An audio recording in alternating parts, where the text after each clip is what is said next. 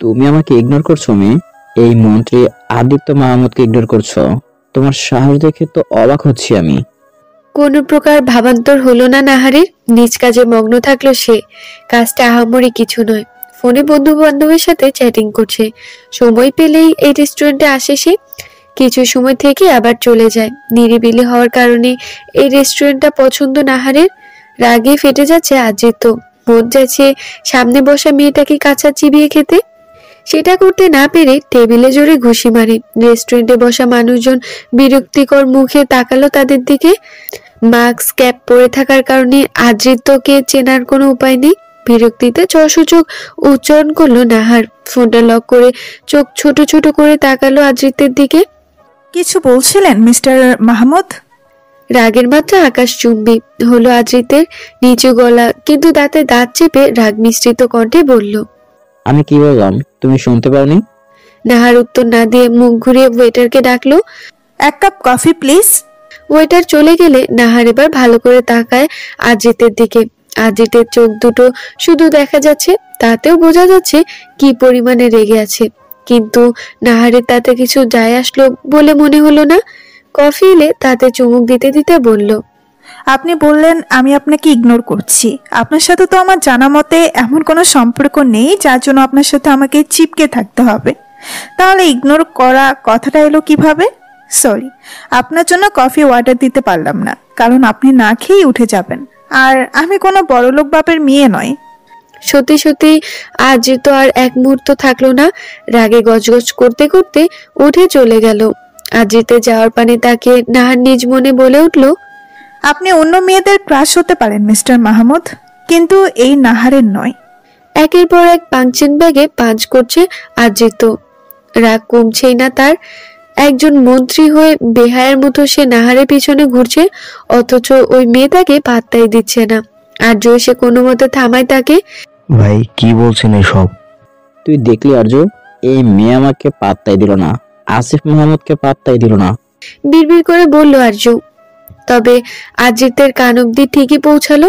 ভ্রু কুচকে তাকালো আদ্রিত। কিছু না বলার ভান করলো আর্য। তুই কি বলতে চাইছিস? আমি ওর সামনে বিড়ালের মতো ম্যাও ম্যাও করবো? হ্যাঁ সূচক মাথা নাড়ালো আর্য। চোখ সরু করে আর্যকে দেখে আদ্রিত। আর্য চলে যায়। আদ্রিত ভাবে মেয়েটার মায়ায় সে কিভাবে পড়েছিল। নাহার মোটেও অন্য আর 5টা মেয়ের মতো নয়, যেখানে কিনা মন্ত্রী আদিত্য মাহমুদ বলতে পাগল মেয়েরা, সেখানে নাহার নামক মেয়েটা তাকে সহ্যই করতে পারে না। পরন্তু এক বিকেলে ফুটপাতে শিশুদের খাবার খাওয়াতে দেখেছিল নাহারকে। পরনে ছিল সাদা শাড়ি। খোঁজ খবর নিয়ে জানতে পেরেছিল সেদিন নাহারের মায়ের মৃত্যুবার্ষিকী ছিল। মেয়েটাকে মুগ্ধ হয়ে দেখেছিল আদ্রিত। ধীরে ধীরে ভালোবাসা জন্মায় মেয়েটার প্রতি। মধ্যবিত্ত ঘরের মেয়ে নাহার। টিউশনি করে নিজের এবং পরিবারের খরচ চালায়। চাকরির জন্য অনেক জায়গায় ইন্টারভিউ দিচ্ছে। পরিবারে দাদা দাদি আর ছোট ভাই শিনু। মা মারা গিয়েছে তাকে জন্ম দেওয়ার সময়। বাবার খোঁজ জানে না সে, এমনকি কোনোদিনে দেখেওনি। দাদা দাদির থেকে শুনেছে নাহারের জন্মের সময় তার মা মারা যাওয়ার কারণে তার বাবা তাকে না দেখেই চলে গেছে। কোথায় গেছে কেউ জানে না। স্ত্রীকে ভীষণ ভালোবাসতেন তিনি। কোনোদিনও আর তাদের কাছে ফিরে আসেনি। নাহার কোনোদিনও দাদা দাদির কাছে জানতেও চায়নি বাবার বিষয়ে। সিনু তার নিজের ভাই নয়।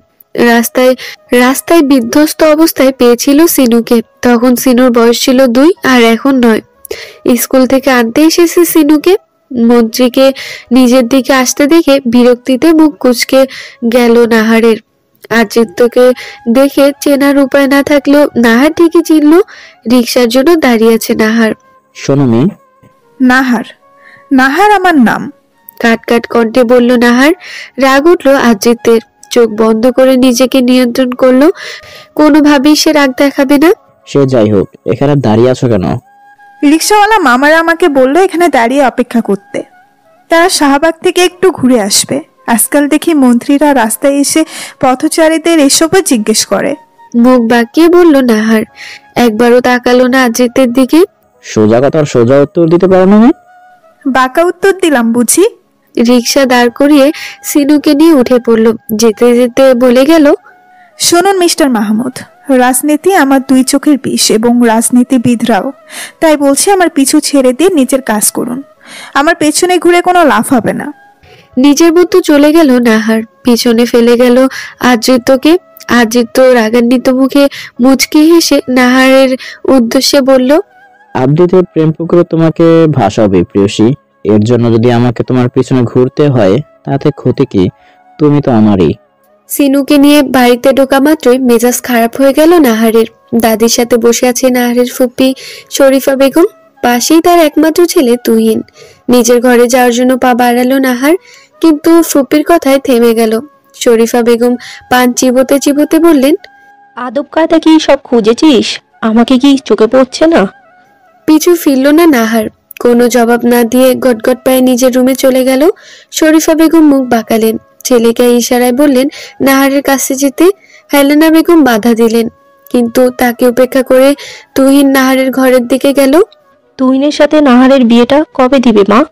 তোমাকে কতবার বলতে হবে শরীফা, নাহার বিয়েতে রাজি নয়। তোমার নেশাখোর ছেলেকে কোনোভাবেই বিয়ে করবে না নাহার। খবরদার মা, আমার ছেলেকে নেশাখোর বলবে না। লাকে একটা আমার সোনার টুকরো ছেলে। তোমার নাতনির কিসের এত দিমাগ? সে দিয়ে ওকে নিজের ছেলের বউ করতে যাচ্ছি? আমার ছেলের পেছনে মেন লাইন লেগে আছে। তাহলে সেই মেয়েদের লাইন থেকে একটা মেয়ের সাথে বিয়ে করিয়ে দাও। থতমত খেয়ে গেল শরীফা বেগম। মায়ের সাথে কথায় কখনো পেরে ওঠেন না, তবুও নানাভাবে বোঝাতে চেষ্টা করতে লাগলো। হেলেনা বেগমের এক কথা, তার নাতনি রাজি হলেই বিয়ে দিবে। শরীফা বেগম জানেন এটা অসম্ভব, নাহার কোনোদিনও রাজি হবে না। ঘরে এসে সবেমাত্র একটু বসেছে নাহার, নিজের অতি নিকটে কারো অস্তিত্ব টের পেল। নাহারের বুঝতে বাকি রইল না কে। পিছনে ফিরে ঠাটিয়ে চড় বসালো তুহিনের গালে। হঠাৎ আক্রমণে তাল সামলাতে না পেরে তুহিন নিচে পড়ে গেল। আমি কিছু করে ফেলার আগেই বের হও আমার ঘর থেকে। চিৎকার করে বলল নাহার। অতিরিক্ত রাগের ফলে নাক তিত্তির করে কাঁপছে, চোখে মুখে স্পষ্ট ফুটে উঠল রাগ। তুহিনকে সেভাবেই থাকতে দেখে কলা ধরে দাঁড় করালো, ধাক্কা মেরে নিজের ঘর থেকে বের করে দরজা লাগিয়ে দিল নাহার। রাগ ঘৃণায় গা রিরি করছে। ছোটবেলায় নানাভাবে নিজের ফুপুর ছেলের কাছে হেনস্থা হয়েছে নাহার, মনে পড়লেই গা গুলিয়ে আসে। ওয়াশরুমে চলে গেল নাহার, চোখে পানি চিকচিক করছে। তুহিন হতভম্ব হয়ে দাঁড়িয়ে আছে ঘরের বাইরে, এখনো বুঝে উঠতে পারছে না এসব কি হলো। তার সামনে নাহার ভয়ে সবসময় গুটিসুটি হয়ে থাকতো, সেই মেয়ে হঠাৎ এমন রূপ ভীষণভাবে নাড়িয়ে দিয়েছে তাকে। রেগে নাহারের দরজায় করাঘাত করছে এক একবার। তোকে আমি দেখে নিব নাহার, তুহিনের গায়ে হাত দেওয়ার ফল পাবি তুই। তুহিনের ঠোঁটের কোণে রক্ত দেখে শরীফা বেগম অস্থির হয়ে উঠলেন, গালে হাত দিয়ে বললেন, কি হয়েছে তোর বাবা? দেখো কারো কাছে থাপ্পড় খেলো নাকি। তোর ছেলেকে সাবধান করবি, যাকে যতদিন দুর্বল ভেবে এসেছে সে আর আগের মতো দুর্বল নেই। হাত পা ভেঙে ঝুলিয়ে রাখবে। ব্যঙ্গ করে বলল হেলেনা বেগম। তুহিন রেগে তার দিকে তাকালো, হনহনিয়ে বেরিয়ে গেল বাড়ি থেকে। পিছনে শরীফা বেগমও ছুটলেন। আমাকে বিয়ে কবে করবে বাবা? চোখ গোল গোল করে আদ্রিতের দিকে তাকায় জুনায়েদ সাহেব। খাবার পরিবেশন করতে থাকা আয়েশা বেগমের হাত থেমে যায়, তিনিও অদ্ভুত দৃষ্টিতে তাকালেন ছেলের দিকে। এভাবে তাকানোর কিছু হয়নি, আমার যে দুইটা বাচ্চার বাপ হওয়ার বয়স হয়েছে সেটা কি তোমার চোখে পড়ে না? কাশি উঠে যায় জুনায়েদ সাহেবের, তাকে পানি এগিয়ে দেন আয়েশা বেগম। ঢকঢক করে পানি শেষ করে তিনি, তোমরা যদি দিতে না পারো তাহলে বলে দাও, আমি না হয় বিয়ে করে তোমাদের বৌমাকে নিয়ে আসি। বিয়ে করতে চাইলে বুঝি নির্লজ্জ হয়ে যায় মানুষ? তাহলে তো তুমিও নির্লজ্জ। দাদুর থেকে শুনেছিলাম তুমি নাকি মাকে বিয়ে করার জন্য উঠে পড়ে লেগেছিলে। ছেলের তো বাপের মতোই হবে। মিটি মিটি হাসছেন আয়েশা বেগম। নিজেকে আর পচাতে না দিয়ে জুনায়েদ সাহেব আশিফকে বললেন, সবে মন্ত্রী হয়েছো, আর কটা দিন যেতে দাও, তারপর তোমার জন্য মেয়ে দেখছি। মেয়ে দেখতে হবে না, মেয়ে পছন্দ করে আছে। তুমি শুধু বিয়ের প্রস্তাব নিয়ে যাবে। বিয়ে ঠিক করে না আসতে পারলে মাকে নিয়ে অন্য বাসায় উঠবো আমি, তারপর তুমি একাই থেকো। খাবার শেষ করে উঠলো আদ্রিত। ঠান্ডা মাথায় বাবাকে হুমকি দিয়ে চলে গেল। পার্টি অফিসে যেতে হবে তাকে। হ্যাবলার মতো চেয়ে থাকলো জুনায়েদ সাহেব। উচ্চস্বরে হেসে উঠলো আয়েশা বেগম। বাপ যেমন তার ছেলেও তেমন। অসহায় হলো জুনায়েদ সাহেবের মুখ। এখন যদি মেয়ের বাড়ি রাজি না হয় তাহলে তাকে তার প্রাণপ্রিয় সহধর্মিনীর থেকে আলাদা থাকতে হবে না। এটা কোনোভাবেই সম্ভব নয়। মেয়ের বাড়ি অবশ্যই রাজি হবে। আজকেও চাকরির ইন্টারভিউ আছে নাহারের। এটা খুব সম্ভবত 13 নম্বর ইন্টারভিউ। রুম থেকে বেরিয়ে মেজাজ খারাপ হয়েছে নাহারের। আগে গুলোর মতোই এবারও একই কাহিনী। ইন্টারভিউ রুমে লোকদের কুঞ্জন, বাজে প্রস্তাব। তাছাড়া আগে থেকেই মামা কাকার পাওয়ার খাটিয়ে চাকরিটা কেউ পেয়ে গেছে। বাইরে ঝুম বৃষ্টি নেমেছে। রাস্তা দিয়ে হাঁটতে হাঁটতে চিৎকার করে কথা শোনাচ্ছে ইন্টারভিউ রুমে থাকা লোকগুলোকে। ভিজে জুবুথুবু হয়ে গেছে সে। অন্ধকার প্রায় নেমে এসেছে। নিজ মনে এদিক সেদিক করে হাঁটছে নাহার। হঠাৎ থেমে গেল সে। এমনি এমনি থামেনি। সামনে তুহিন সহ আরো দুটো ছেলে। বৃষ্টি প্রায় থেমে গেছে। আশেপাশে তাকিয়ে দেখে একটা নির্জন গলির মধ্যে চলে এসেছে সে। বৃষ্টিতে ভেজা অভ্যাস নেই নাহারের। বৃষ্টিতে ভিজলে কিছু সময়ের মধ্যেই শরীর দুর্বল হয়ে যায় তার। তুহিন সহ বাকি ছেলে দুজন এগিয়ে আসলে তার দিকে। নাহার দেখলো, কিন্তু ঠায় সেখানেই দাঁড়িয়ে থাকলো। মনে হচ্ছে এখনই পড়ে যাবে সে। তুহিন বিশ্রী ভাবে হাসছে। নাহারকে যেন চোখ দিয়ে গিলে ফেলছে। নাহারের গায়ে হাত দেওয়ার আগেই কারো শক্ত হাতের ঘুষি পড়েছে। ছিটকে পড়লো নাহারের। চোখ বন্ধ হয়ে আসছে। পড়ে যাওয়ার আগেই কেউ নিজ বাহুতে আগলে নিল তাকে। কোলে তুলে নিয়ে বসিয়ে দিল গাড়িতে। চোখ খুলে নিজেকে নিজের ঘরে আবিষ্কার করলো নাহার। সিনু, দাদা দাদি পাশে বসে আছে। নিজের শরীর গরম অনুভব করলো। বুঝতে পারলো জ্বর এসেছে। মাথা ব্যথা এবং শরীর দুর্বল থাকার কারণে উঠতে পারলো না। ঘড়ির দিকে নজর পড়তেই দেখলো সকাল 8টা বাজে। অবাক হলো, গতকালের কোনো কিছুই মাথায় নেই তার। দুর্বল কণ্ঠে প্রশ্ন ছুড়ল, কি হয়েছিল আমার? আর আমি তো ইন্টারভিউ। থেমে গেল নাহার। গতকালের সবকিছুই মস্তিষ্কে হানা দিল। মনে পড়ে গেল সবকিছু। রাগে থরথর করে কেঁপে উঠল সে। ভয় পেয়ে গেল হেলেনা বেগম এবং ওবায়দুল সাহেব।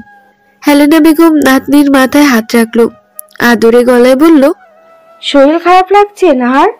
জ্বর তো এখনো ছাড়েনি, বল খারাপ লাগছে? তুহিন ভাই কোথায়? রাগের আভাস দেখা গেল হেলেনা বেগম এবং ওবায়দুল সাহেবের মুখ জুড়ে। জেলে। দাদুর দিকে সরু চোখে তাকালো নাহার। মাথা নিচু করে আছেন তিনি। কথা বাড়লো না নাহার। ফ্রেশ হবে বলে তাদের ঘর থেকে বের করলো। পর মুহূর্তে আবার মাথায় প্রশ্ন নাড়া দিল, সে কিভাবে বাড়িতে এলো? জ্ঞান হারানোর আগে কোনো একজন সুঠাম দেহের অধিকারী পুরুষের বাহুডোরে নিজেকে দেখেছিল। মুখ দেখতে পায়নি সে। সিনু এখনো ঘরে, তাই তাকেই প্রশ্ন করে বসলো, আমাকে কে বাসায় দিয়ে গেছে ভাই? অন্য সকল বাচ্চাদের থেকে কিছুটা আলাদা সিনু। সবসময় চুপচাপ থাকে। বোন ছাড়া কারোর সাথে কথা বলে না। অন্য মানুষের সাথে দূরত্ব বজায় রাখে। আচ্ছা। হাজারটা প্রশ্ন মাথায় নিয়ে ফ্রেশ হতে ওয়াশরুমে ঢুকলো নাহার। ভাবছে সে অচেনা মানুষটি না থাকলে তার কি হতো। নিজের ফুফাতো ভাই কিনা ঘৃণার সর্বোচ্চ গুলিয়ে উঠল নাহারের। বৃষ্টি না থাকলে হয়তো সে নিজেই উচিত শিক্ষা দিতে পারত তুহিনকে। বৃষ্টির কথা মাথায় আসতেই ভয়ে চুপসে যায় নাহার। বৃষ্টির প্রতি আতঙ্ক সৃষ্টি হয়েছে তার ভেতরে। মনে করতে চায় না সে ওই রকম কোন এক বৃষ্টিতেই সিনুকে পেয়েছিল সে। ফ্রেশ হয়ে ঘর থেকে বের হতেই কারোর শক্ত হাতের থাপ্পড় মেঝেতে ছিটকে পড়ে নাহার। দুর্বল শরীরে থাপ্পড় আরো দুর্বল করলো তাকে। শরীফা বেগম তেড়ে আসে নাহারের দিকে। তাকে আটকে ফেলে ওবায়দুল সাহেব। হেলেনা বেগম তোলে নাহারকে, বসায় সোফায়। বিশ্রীভাবে গালি দিতে শুরু করে শরীফা বেগম। ধমকে উঠল ওবায়দুল সাহেব। তাতেও থামে না শরীফা বেগম। অপয়ামে তোর জন্য আমার ভাইয়ের ঘর ছেড়েছে, এখন আমার ছেলেটার পিছনে পড়েছিস? মা যেমন ছিল চরিত্রহীন, মেয়েও তেমন হয়েছে। নাহার মুখ বুজে সহ্য করে, কিন্তু শরীফা বেগমের শক্ত কথা শুনে রক্তলাল চোখে তাকায় শরীফা বেগমের পানে।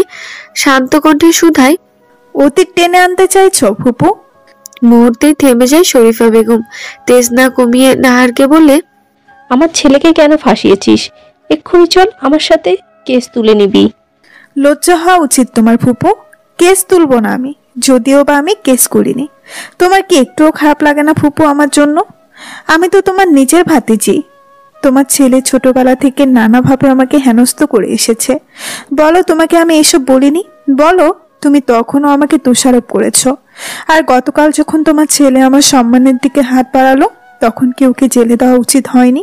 তুমি যদি ছোট থেকে ওকে শাসনে রাখতে, তাহলে আজও নিজের মামাতো বোনের সাথে এমন কিছু করার সাহস পেত না। আমি কেন? কোনো মেয়ের সাথে এমন করার সাহস পেত না। তোমার জন্য তোমার ছেলে এমন হয়েছে বুবু। ও শাস্তি পাওয়া আবশ্যক। অসুস্থ শরীরে এত কথা বলার কারণে আরো অসুস্থ হয়ে যায় নাহার। ওবায়দুল সাহেবের কথায় নাহারকে ঘরে নিয়ে যায় হেলেনা বেগম। যাওয়ার আগে নাহার একবার তাকায় ফুপুর দিকে। তোমার ছেলের যথাযথ শাস্তির ব্যবস্থা আমি করব শরীফা। আমি যদি প্রথমেই কোনো পদক্ষেপ নিতাম, তাহলে এত সাহস দেখাতে পারতো না। ভেঙে পড়েন শরীফা বেগম। তুহিন একমাত্র আদরের ছেলে, তার কোনো কিছুর কমতি রাখেনি কখনো। বিয়ের কয়েক বছর পর তুহিনের আগমন। যে করেই হোক ছেলেকে জেল থেকে বের করবেন তিনি। আদ্রিত্যকে আপাদমস্তক পর্যবেক্ষণ করছে আরজু। পার্টি অফিসে এসে দেখেছে রেগে আগুন হয়ে আছে আদ্রিত্য। দলের কয়েকটা ছেলে ইতোমধ্যে রাগের শিকার হয়েছে। আরজু তাদের নিষেধ করছে যেন আদ্রিতের রাগ না কমা অব্দি আসিফের সামনে না আসে। আর্য, আমি একজন মন্ত্রী হয়ে যদি কোনো মেয়েকে তুলে নিয়ে বিয়ে করি তাহলে কি হবে? চোখ দুটো রসগোল্লার মতো বড় হয়ে যায় আরজুর। আদ্রিত তার দিকে উত্তরের আশায় তাকিয়ে আছে। শুকনো ঢোক গিলল আরজু। আদ্রিত ফের বলল, ওই মেয়েকে তুলে এনেই বিয়ে করতে হবে। রক্তরা মেয়ে জীবনেও সোজা কথায় রাজি হবে না। আরজু এবার বুঝলো আদ্রিতের কথার অর্থ। সে খানিকটা এগিয়ে এলো আদ্রিতের দিকে। এরপর আদ্রিত্যকে ভালো করে দেখলো। ভ্রুকুচকে ফেললো আদ্রিত্য। স্যার, প্রস্তাব পাঠান আগে। আপনি মন্ত্রী, অবশ্যই ম্যাডামের পরিবার রাজি হবে। এটা বলার জন্য আমার মুখের সামনে আসলে তুমি? আরজু আবারও নিজের জায়গায় এসে বসলো। প্রশ্ন করতে ইচ্ছে করলো আদ্রিত এত রেগে আছে কেন, কিন্তু করলো না। হিতে আবার বিপরীত না হয়ে যায়। আরজুকে দরকারি কাজে পাঠিয়ে চেয়ারে হেলান দিয়ে বসলো আদ্রিত। চোখ জোড়া বন্ধ করতেই ভেসে উঠলো প্রিয়সীর ভেজা মুখখানি। সন্ধ্যার দিকে একটা কাজে যাচ্ছিল আদ্রিত। নাহারও সেই পথে ছিল। হঠাৎ নাহারের সামনে তিনটা ছেলেকে দেখে অবাক হয়েছিল আদ্রিত। তার উপরে আবার নাহার ভিজছে বৃষ্টিতে।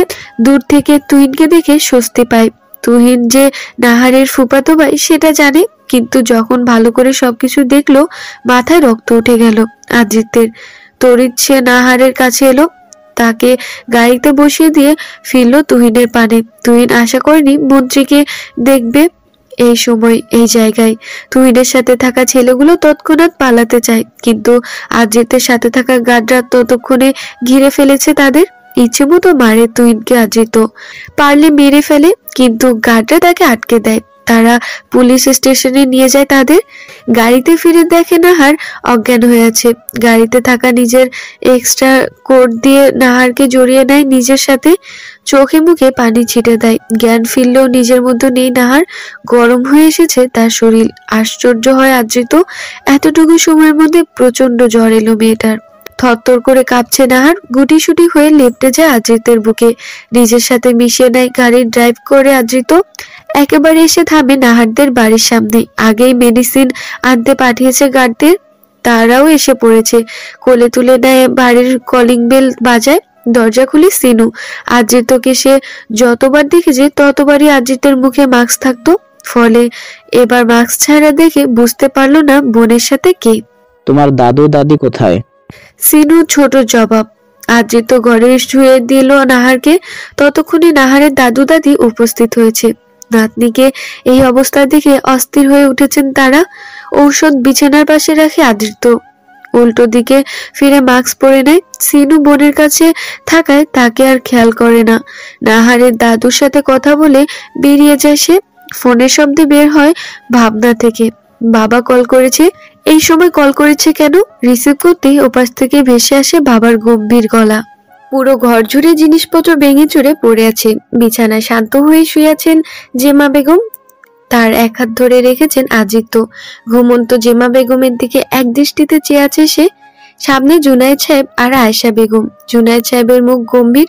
তিনি দাঁড়ান না সেখানে, বের হয়ে যান ঘর থেকে। আসিফ আর আয়েশা বেগম সেদিকে তাকিয়ে চাপা দীর্ঘশ্বাস ফেলে। এভাবে আর কতদিন আদ্রিত? তোমার বাবা যতই উপরে শক্ত দেখাক, আমি তো জানি তিনি ভেতর দিক থেকে কতটা কষ্ট পান। বাবার কাছে যাও। কথা না বাড়িয়ে চলে গেলেন আয়েশা বেগম। আদ্রিত জেমা বেগমের মাথায় হাত রাখলো। ঘুমের মধ্যেই বিড়বিড় করছেন তিনি। আসিফের অজানা নয় কি বলছেন জেমা বেগম। একে একে ঘরের সবকিছু গুছিয়ে ফেলে আদ্রিত নিজ হাতে। সবকিছুর মাঝে হাতে চলে আসে একটা ফটো ফ্রেম। ভেঙে গিয়েছে, কিন্তু ভেতরের ছবিটা এখনো অক্ষত। হাস্যোজ্জ্বল জেমা বেগমের সাথে ছোট একটা বাচ্চা, বয়স 2 বছর প্রায়। সাথে জেমা বেগমের স্বামী নজরুল সাহেব। হাত বুলায় আদ্রিত বাচ্চাটার উপর। সে নিজে বছর 7 আগে ছবিটা তুলেছিল। নজরুল সাহেবের উপর নজর পড়তেই হাত ছড়িয়ে নেয় আদ্রিত। চোখে মুখে ফুটে ওঠে ক্রোধ। ছবিটার দিকে চেয়ে দাঁতে দাঁত চেপে শুধায়, একমাত্র আপনার জন্য আজ আমার মা সমতুল্য ফুফু মানসিক রোগী। ছোট ভাই আমাদের সাথে নেই, নিজের থেকেও বেশি ভালোবেসেছিল আপনাকে। পরিবারের কথা চিন্তা না করে আপনার হাত ধরে পালিয়েছিল ঘর ছেড়ে। তার প্রতিদান কি দিলেন আপনি? মানসিক রোগী বানিয়ে দিলেন আমার ফুফুকে, কেড়ে নিলেন ছোট নিষ্পাপ বাচ্চাটাকে। আপনি তো আপনার বাপের শাস্তি পেয়েছেন। প্রকৃতি নিজ হাতে আপনাকে শাস্তি দিয়েছে, কেড়ে নিয়েছে পৃথিবীর বুক থেকে। কিন্তু আমার ফুফু আজও ভালোবাসে আপনাকে। অপেক্ষা থেকে আপনার আর আপনাদের ছোট বাচ্চাটার অন্ধ ভালোবাসা কয়টা জীবন নিঃশেষ করে দিয়েছে। ছবিটা থেকে নজরুল সাহেবের ছবিটুকু ছিঁড়ে ফেলে আদ্রিত। টুকরো টুকরো করে তাকায় জেমা বেগমের দিকে। তিনি ঘুমের মধ্যে একই কথা বলে যাচ্ছেন। বাবুকে নিয়ে ফিরে এসো আমার কাছে। ভাবে আদ্রিত, কাউকে ভালোবাসলে বুঝি তার পরিণতি এমন হয়? সেও তো একটা মেয়েকে ভালোবাসে, তাহলে কি তার পরিণতিও এমন হবে? না, সে ভালোবাসে, তবে চোখে কালো কাপড় বেঁধে অন্ধর মতো নয়। জুনায়েদ সাহেবের নিজে ঘরে দেয়ালে বাবা মায়ের ছবি টানানো। সেদিন যদি বিয়ের আসর থেকে তার বোন পালিয়ে না যেত, তাহলে আজকে তার বাবা তাদের সাথে থাকতো। মা গত হয়েছিল জুনায়েদ সাহেব ছোট থাকতেই। হৃদরোগে আক্রান্ত ছিলেন জুনায়েদ সাহেবের বাবা। বিয়ের আসর থেকে মেয়ে পালিয়ে যাওয়ার ধাক্কা সহ্য করতে পারেন না তিনি। ফলস্বরূপ ত্যাগ করতে হয় পৃথিবীর মায়া। সেদিন থেকে বোনের উপর থেকে মুখ ফিরিয়ে নিয়েছেন তিনি। যে মা, তুই একবার যদি বলতিস না অন্য কাউকে ভালোবাসিস, তাহলে আমি নিজে দাঁড়িয়ে থেকে তার সাথে তোর বিয়ে দিতাম। কিন্তু তুই কি করলি? কোনোদিন ক্ষমা করব না তোকে। কেটেছে 2 দিন। জুনায়েদ সাহেবের মুখ ফ্যাকাশে, মিটি মিটি হাসছে আয়েশা বেগম। ছেলের পছন্দের পাত্রী দেখতে যাবেন তারা আজকে। মেয়ের সম্পর্কে সব তথ্য ছেলে তাকে দিয়েছে। তার ছেলে কোনো মেয়ে পাত্তা দিচ্ছে না শুনে খুশিতে পা যেন পড়ছিল না জুনায়েদ সাহেবের। ছেলে তাকে সারাদিন আতঙ্কের উপর রাখে। তিনি নিজেই নাহারকে ছেলের বউ বানাতে রাজি হয়েছিলেন, কিন্তু বিপত্তি ঘটে তখন যখন জানতে পারেন মেয়ে ঘাটতারা। প্রথমে ভেবেছিলেন মেয়েটা হয়তো জানে না আদ্রিত মন্ত্রী, তাই ঘুরিয়েছে, কিন্তু যখন শুনলেন মেয়ে জানেও আদ্রিতকে ঘুরাচ্ছে, তখন মাথায় হাত জুনায়েদ সাহেবের। হাসিমাখা মুখখানা মুহূর্তেই ফ্যাকাশে হয়ে যায়। ভেবেই নিয়েছেন রাজি হবেন না। আদ্রিত চলে গেছে পার্টি অফিসে। আয়েশা বেগমকে সাথে নিয়ে ছেলে দেওয়া ঠিকানায় রওনা দেন তিনি। কোনো গার্ডকেই সাথে নেন না।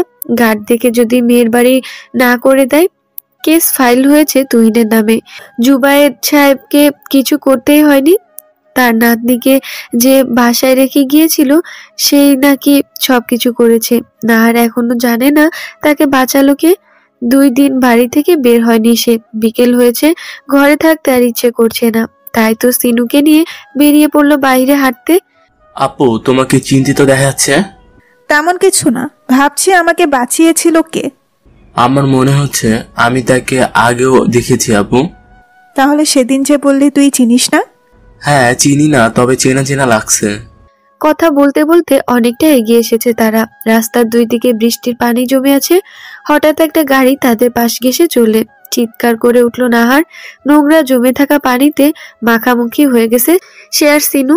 তাছাড়া আরেকটু হলেই গাড়িটা লেগে যাচ্ছিল তাদের।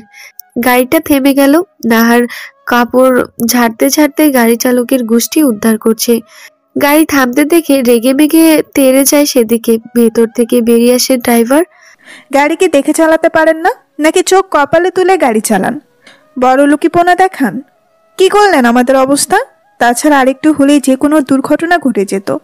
আপনাকে ড্রাইভিং লাইসেন্স কে দিয়েছে? এটা কি আপনাদের ওই বড় গাড়ি যাওয়ার রাস্তা? ক্ষমা করে দিন আপা, ভুল হয়েছে। আসলে বুঝতে পারিনি এমন হবে। থামছেই না নাহার, একের পর একটা কথা শুনিয়ে যাচ্ছে। চিনু একপাশে চুপচাপ দাঁড়িয়েছে। ভেতরে বসে থাকা জুনায়েদ সাহেব আর থাকতে পারলেন না, বেরিয়ে এলেন তিনি। ভেবেছিলেন এবার অন্তত মেয়েটা থামবে, কিন্তু ঘটল তার ভাবনার সম্পূর্ণ উল্টো। বাবা, এতক্ষণে গাড়ি থেকে বের হওয়ার সময় হলো। এক্ষুনি যদি আমার বা আমার ভাইয়ের কিছু হতো, তার দায়ভার কি আপনারা নিতেন? এক ঝাঁক কথা শুনিয়ে দিয়ে সিনুর কাছে গেল নাহার। এপিট ওপিট করে সিনুকে দেখলে ভালো করে। জুনায়েদ সাহেব রেগে গেলেন, এতগুলো কথা তাকে শুনিয়ে দিল। ততক্ষণে গাড়ি থেকে আয়শা বেগমও নেমে গেলেন। ভারী অসভ্য মেয়ে তো তুমি। একে দোষ করছেন, তার উপরে অসভ্য বলার মাথায় আগুন লেগে গেল নাহারের। দ্রুত বেগে এসে জুনায়েদ সাহেবের সামনে দাঁড়ালো, দাঁত কটমটিয়ে বলল, কাকে অসভ্য বলছেন আপনি? বড়লোক হয়েছেন জন্য যা খুশি করবেন, আর আমরা কিছু বললেই অসভ্য হয়ে যাব? বলুন না, আরেকবার বলুন। নাহারের হঠাৎ সামনে আসায় হকচকিয়ে যায় জুনায়েদ সাহেব।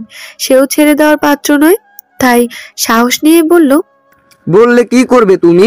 এদিক ওদিক দেখলো নাহার। সামনের দিকে পাথর পড়ে থাকতে দেখে চটজলদি হাতে তুলে নিল। আয়েশা বেগম বুঝতে পারলেন নাহার কি করতে চাইছে, তাই তিনি আটকে ফেললো নাহারকে। রাগে ফোঁস করছে নাহার। শান্ত হও মা, পরের বার দেখে শুনে গাড়ি চালাবে। তুমি ক্ষমা করে দাও ওকে, তোমাদের কোথাও লাগেনি তো? একেবারে শান্ত হয়ে গেল নাহার। চোখ জোড়া গেল, গোল গোল করে আয়েশা বেগমের দিকে পূর্ণ দৃষ্টি ফেললো। কানে বাজলো আয়েশা বেগমের বলা মা ডাকটা। আয়েশা বেগম বুঝতে পারলেন না হঠাৎ কিভাবে শান্ত হয়ে গেল মেয়েটি। যে হাতে নাহারের হাত ধরেছে আয়েশা বেগম, সেদিকে একবার তাকালো নাহার। কি সুন্দর অনুভূতি! আগে তো কখনো কেউ এত মিষ্টি করে তাকে মা বলেনি।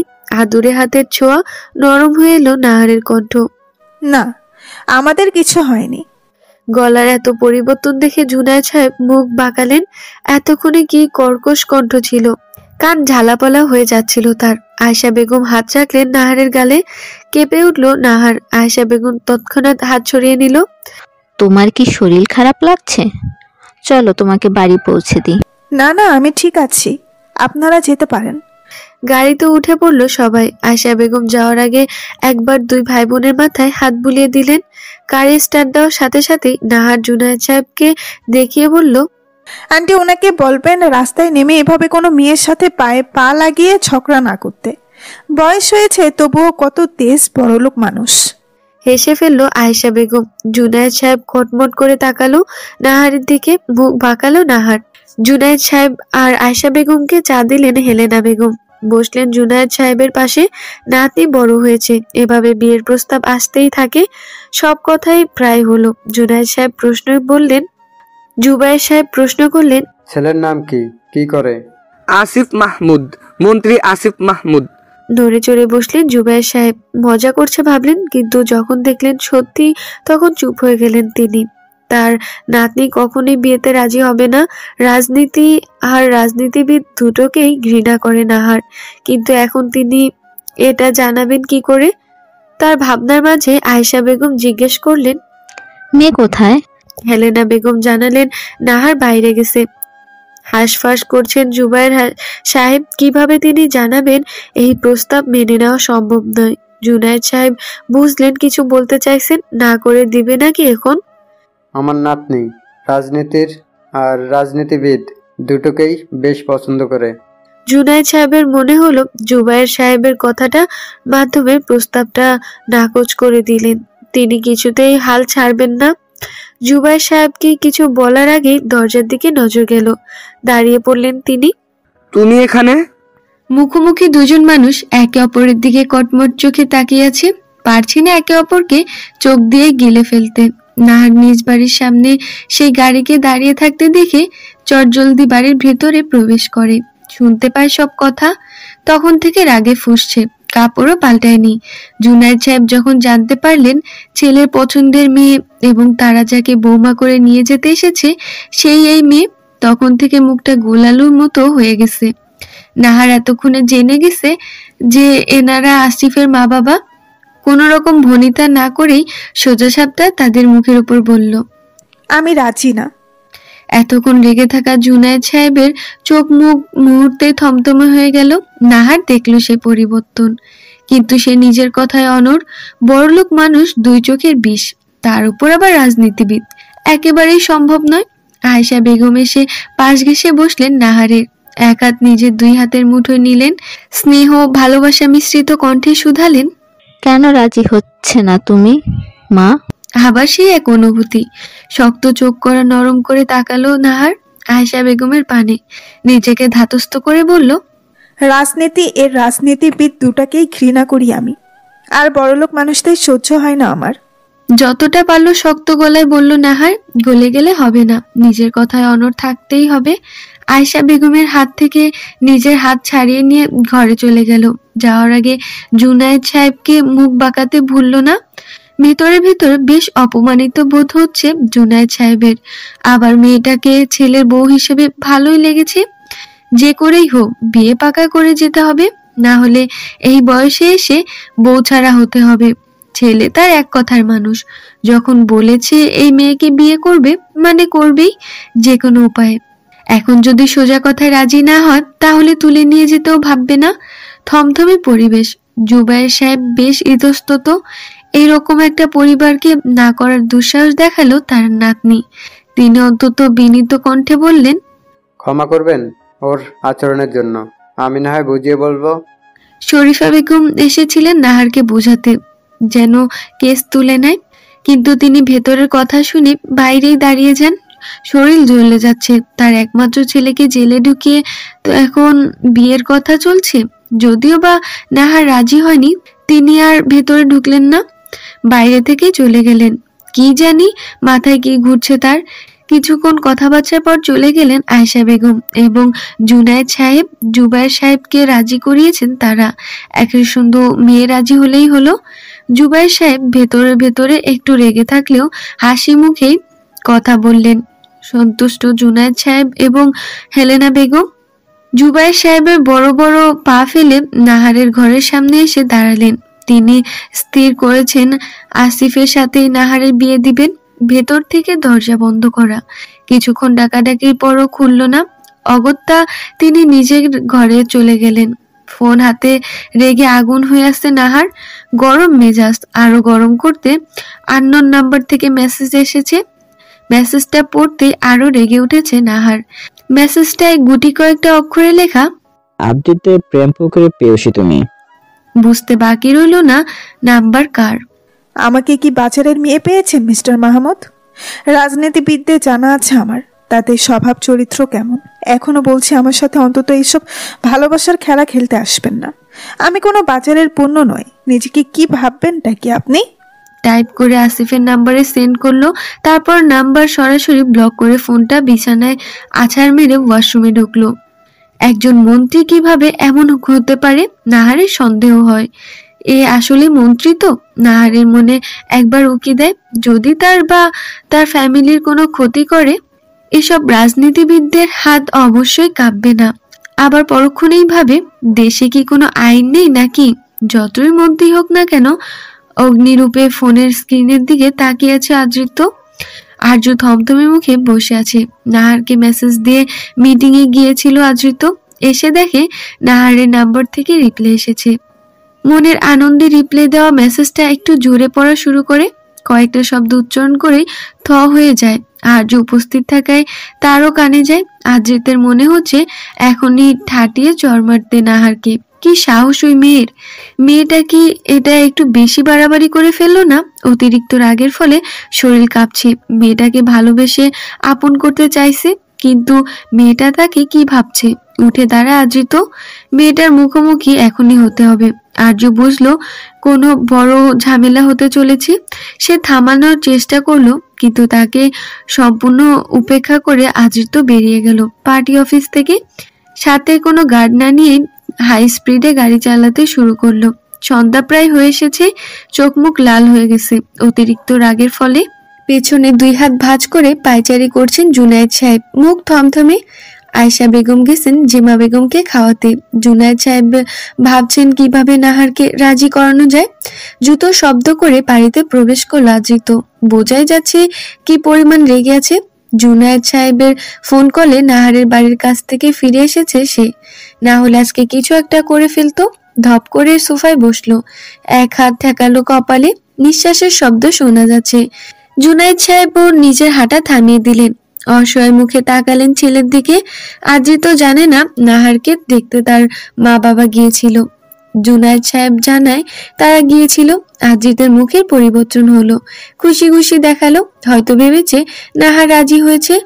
অন্তত উৎফুল্ল কণ্ঠে বলল, বিয়ের তারিখ ঠিক করেছ? জুনায়েদ সাহেব আসিফের থেকে নজর সরালো, চোরা চোখে আবার তাকালেন।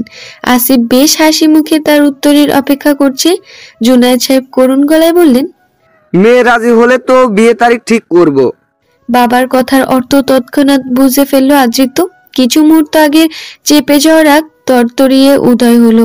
নাহার যে রাজি হবে না সেটা তো তার জানা, বেকার খুশি হয়েছিল। এটা বলতে তুমি আমাকে জরুরি তলব করলে? হ্যাঁ, আবার না মানে? ভ্রুকুচকে বলল আসিফ। আরজু ফোন করেছিল। আদ্রিতের আর বুঝতে বাকি রইল না তাকে কেন এভাবে ডাকা হয়েছে। আর্যকে একবার শুধু হাতে পাক। ও বাড়িতে মা আর ফুফুকে নিয়ে আজকে উঠি আমরা। শর্ত ছিল বিয়ে ঠিক করতে না পারলে মাকে নিয়ে আলাদা হব আমি। বাঁকা হেসে বলল আদ্রিত। চুপসে গেলেন জুনায়েদ সাহেব। আয়েশা বেগম ততক্ষণে জেমা বেগমকে খাইয়ে ড্রয়িং রুমে উপস্থিত হয়েছেন। করুণ মুখে তাকালেন জুনায়েদ সাহেব, ফিক করে হেসে ফেললেন আয়েশা বেগম। আদ্রিত উঠে নিজের ঘরের দিকে চলে গেল। এখন একটা লম্বা শাওয়ার নেওয়া প্রয়োজন। আদ্রিত যাওয়ার পরে তেতে উঠলেন জুনায়েদ সাহেব। এই ছেলে কিছুতেই আমার নয়, হতেই পারে না। হাসপাতালে নিশ্চিত বদল হয়েছে। নাহারের বাড়িতে মোট 4টা ঘর। একটা ঘর নাহার, একটা ঘরে সিনু আর দাদা দাদি থাকে এক ঘরে, আরেকটা ঘর ফাঁকা। না, ফাঁকা নয়, নাহারকে প্রায় সেই ঘরে দেখা যায়, বাকি সময় তালা দেওয়া থাকে। বাড়ির কেউ সেই ঘরে ঢোকে না। এই বাড়িটা তার দাদু তৈরি করা। এককালে তাদের নামেও বড় লোকদের খাতায় ছিল। আলিশান বাড়িতে তারা থাকতো, কিন্তু সব এখন অতীত মাত্র। এই বাড়িটাও কম আলিশান নয়, সবকিছুই আছে অন্ধকার ঘরে ড্রিম লাইটের সবুজ আলোতে জ্বলছে। ঘুমে কাদা সিনু নাহার মেঝেতে বসে 2 হাত বিছানায় ভাঁজ করে সিনুর মুখে পানি চেয়ে আছে। চোখের কোণে পানি চিকচিক করছে। একদম নিঃশব্দে বসে রইল নাহার। গড়িয়ে পড়লো চোখ বেয়ে নোনা পানি।